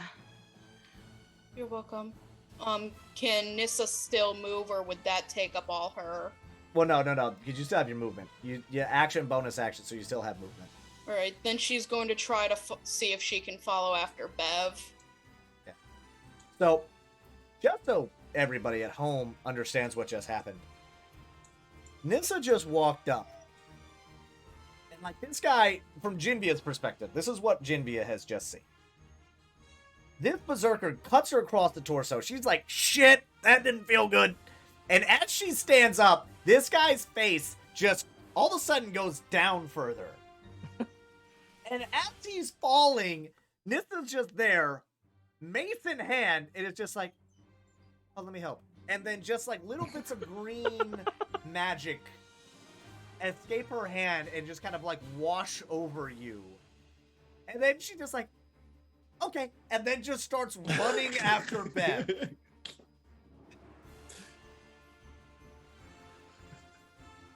What just like transpired there, sports fans? Oh gosh. Belgrum, you are up. So Felgrim having just witnessed that. Oh yeah, you did too. You're yeah, like, yeah. who is this furball? I thought she was the nice one. He's Not just gonna lie, gonna- my neck hurts Yeah. describing. This that. coming in clutch out of nowhere. He's supposed to be the healer. He's a badass. And then upon noticing her also going where Bevrami went, and there's nobody else alive in the vicinity, he's also gonna move to see why Rami is still gone. And Yeah. So I don't we'll know. say you move back that 15, right? So your movement speed's what? 45. 45. All right, so you still currently have, oh god, quick math. 30 feet of movement, right? Math. Yeah.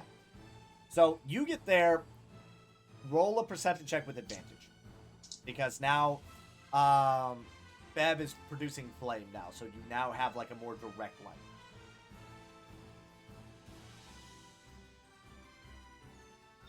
Nine. I beg your pardon? 9. With advantage? Yeah, so what? My good rolls are gone. You look, and you're not sure if the lady in the bottle is like just distracting you too much, because you are like looking, and you're like, what the hell am I looking for? You want to do anything else?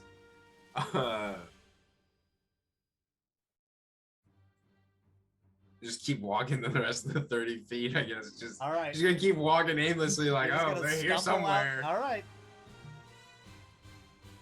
Okay. Dinvia. Jinvia is going to move here and unlock the door. Okay. So yeah, you get over there, and it's literally just like a big piece of fucking wood over the top. So you get over there, no problem. Just whoop. You open the door, and inside, everybody's kind of like there waiting. They were kind of waiting for things to die down before they like jumped out and tried to make a run for it. And they see you at first, and like some of them are there, and they have like little bits of wood. Like one person like took a piece of the window and like broke it, and they have it like as a like using it as a knife. And they're like, huh? Whoa. Relax. I'm not here to hurt you. Go. Get out of here. And like they all book it. They're now they all. I'm not about to play them all on the field, but they run out there, and they're like kind of blinded by the light. They're like, oh my god! They're like, oh shit! They're like just tiptoeing over the bodies of everything.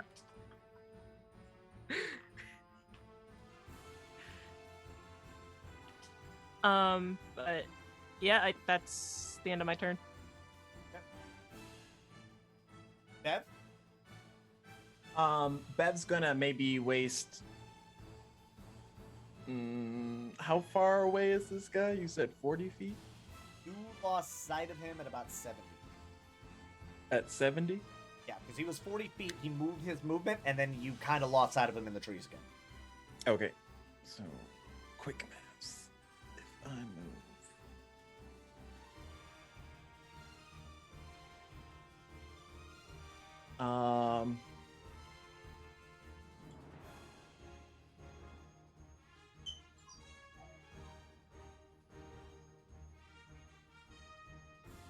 Okay, he'll move. Actually, further. hang on, hold on. Before you start moving, you do no longer hear fighting behind you. Okay. So, like, as you're looking, you no longer hear, like, you don't hear the laughter anymore, which kind of puts you at ease. But, yeah, you no longer hear the fighting anymore behind you. I guess he'll, like, look back, maybe. Okay. See. And you just see Nissa just kind of, like, just coming at you. Like, what are we doing? Just straight Terminator 2. Just Terminator 2. And is Felgrim close? Felgrim, you see Felgrim on the other side of that hut. He's kind of walked into the forest, but you based on his movements, you can tell like he's not really sure where to go. Like you saw your guy run like we'll just say north, and you see Felgrim kind of moving more northeast.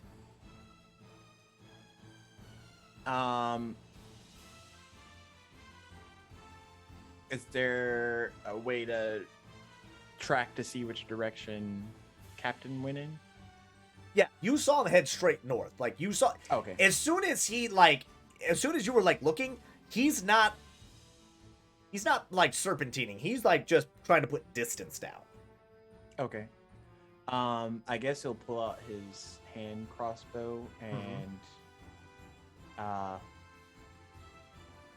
go to shoot it at this guy? I will need you to roll a perception check for me because he did hide again, so you will need to with advantage because you do have the hunter's mark. And what's the range on the? Is a hand crossbow correct? Yeah, the hand crossbow is 30 to 120 feet. Okay, so you are rolling at disadvantage because it is beyond that like standard range. Okay. Perception's 20. You see him.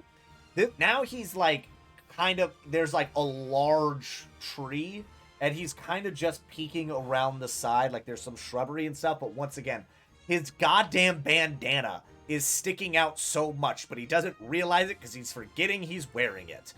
And so he's like kind of like looking. So you still have your movement. You can try to get a little closer, but right now, yeah, you were about 70 feet out. So you would be rolling. See, no, because Hunter's Mark gives you advantage, right? No, it doesn't give me advantage. Oh, I thought it gave you advantage. My bad. Just for survival and perception checks. Got it. So, a little bit of Flav. Bev is going to try and hold the produce flame in front of the crossbow bolt so that when it launches, the others will see the direction that they need to go in. Because Bev's got short feet. He's got the 25-foot radius. So even at his best day, people can keep ahead of him. But Okay. just putting that out there. All right, so you are wanting to set the bolt on fire as you shoot it. Or at least, get it. Okay. Normally, I would say sure, but with disadvantage, because obviously as the bolt's on fire, it's going to not want to fly properly, because you just have a straight bolt, so you're essentially just lighting this on fire. You're already rolling a disadvantage. You can't Now double disadvantage. Is Torque here, because I can have him use the help action. Torque is, like, coming up on you. He will be, like, on your shoulder at the end of this turn. Okay. You hear him, like... Okay, in that case, I'll just roll disadvantage normal for. Okay. The hand crossbow. Yep. 22 to hit. That hits. Okay. Roll me to that damage. 7 points of piercing, coming with a hunter's mark added. 4 damage, bonus action, doing it again, except without the added proficiency bonus. Okay. This one might not hit. 12? Does not hit. Okay, yeah, no. Alright, so you, like, just, in, like, some, like, fucking Old West, just, like, double tap, pop, pop, with the fucking crossbow. Somehow, like, lighting it and, like, the first one streaking across on fire, like, and as you do, like, Belgrum sees it. Like, everybody sees where that bolt goes. And, like, he's like, there's no way. Oh! And, like, it hits him. And, like, he falls back, and, like, that's why the second one goes over. And he's like, oh! Oh, gods! Oh, gods, please, not like this! You are out of initiative. Okay. As he is screaming in pain on the ground by that. What damage was that? Like 9 points of damage? 11?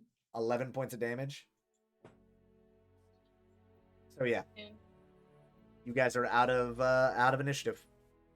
So, And Nissa's gonna go over to Bev Romray and she's going to ask him, Bev, how are you feeling? I felt better, my dear. As half of his body's... And she's going to put her hand on his shoulder and she's going to cast Cure Wounds. And he is going to recover 8 health.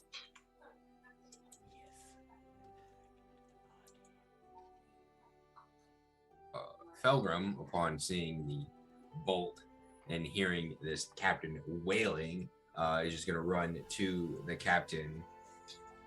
As you are like bounding up at him, he kind of like pulls it out and is like, I was just paid to do this. I was just paid to do this. This guy is fucking terrified. You better surrender. That's a good call. While we're on the topic, who paid you? You're not gonna kill me, right? Depends on your answer.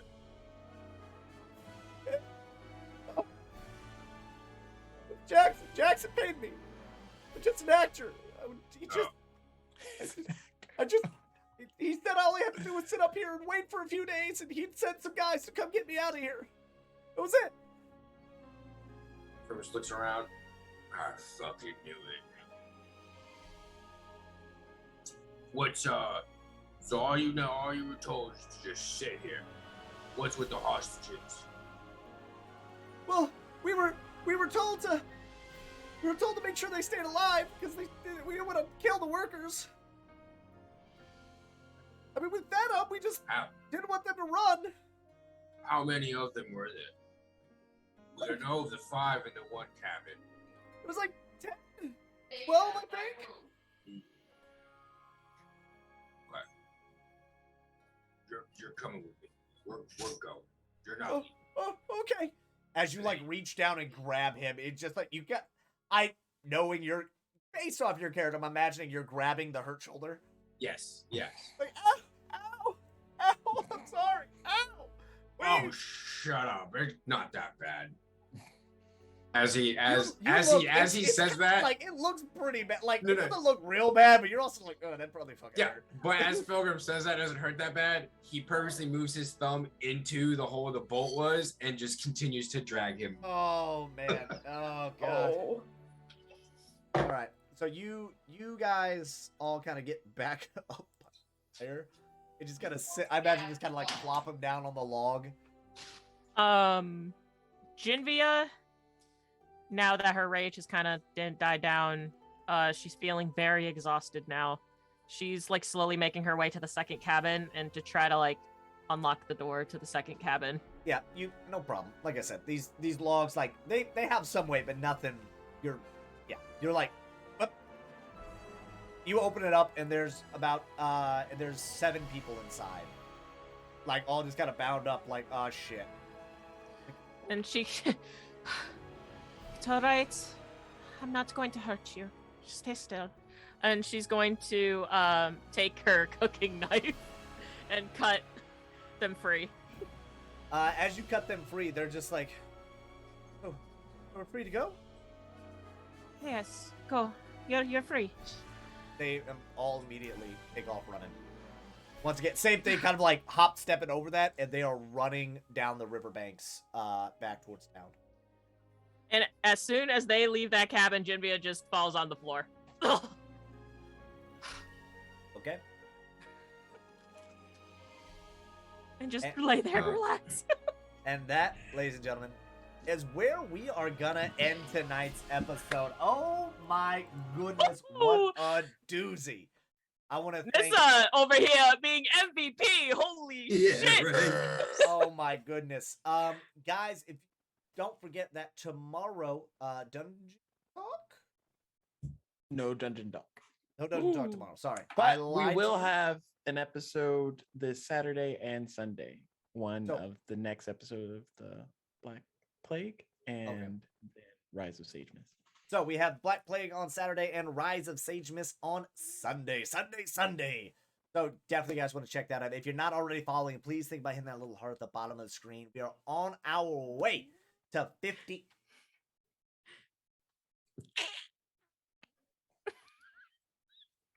Look at this face. He wants you to follow. He desperately wants to.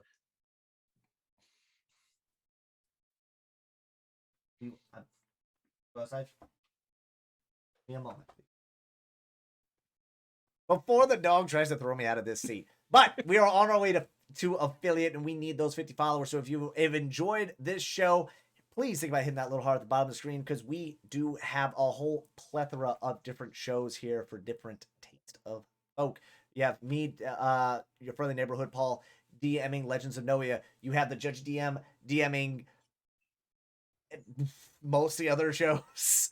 I'm blanking on all the names now, but Black Plague, Rise of Sage Mist, Final Fantasy VII, Daidemi Aftermath, is that still going? Yes, but next month. Yeah.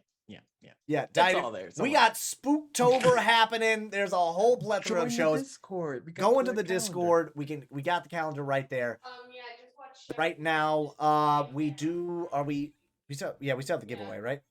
Yes. Okay, so we are gonna do the drawing for the giveaway. I hope. All right, so if you guys entered the giveaway, we are gonna roll it. Now remember, you did have to be here. So the 3 things you needed to have: following the channel, be a member of the Discord, and be here right now to claim it. So at the very end, we are rolling it. We have a glittering moon elf in the building. Do we have a glittering moon elf in the building right now? I don't know how I didn't even enter it. Yeah, you did. By the way, wait, there it is. Baby, play it. You guys didn't hear it? That only played for you. Oh, it only played for me and the audience, Yeah. and that's all that matters. Congratulations, Glittering Moon Elf. We will get in contact with you via the Discord. And like I said, ladies and gentlemen, we are going to be doing giveaways and different stuff like that from time to time. So please make sure that, once again, you're following the channel, you're joining the Discord. Follow us all on all of our social medias. Myself, your friendly neighborhood Paul. We have the Judgy DM, Glittering Moon Elf, Queen Corby, and Super Dog 18. That being said, everybody, thank you guys so much for spending time with us. So until next time, have a good one. Stay safe. Thank you so much for your. Bye.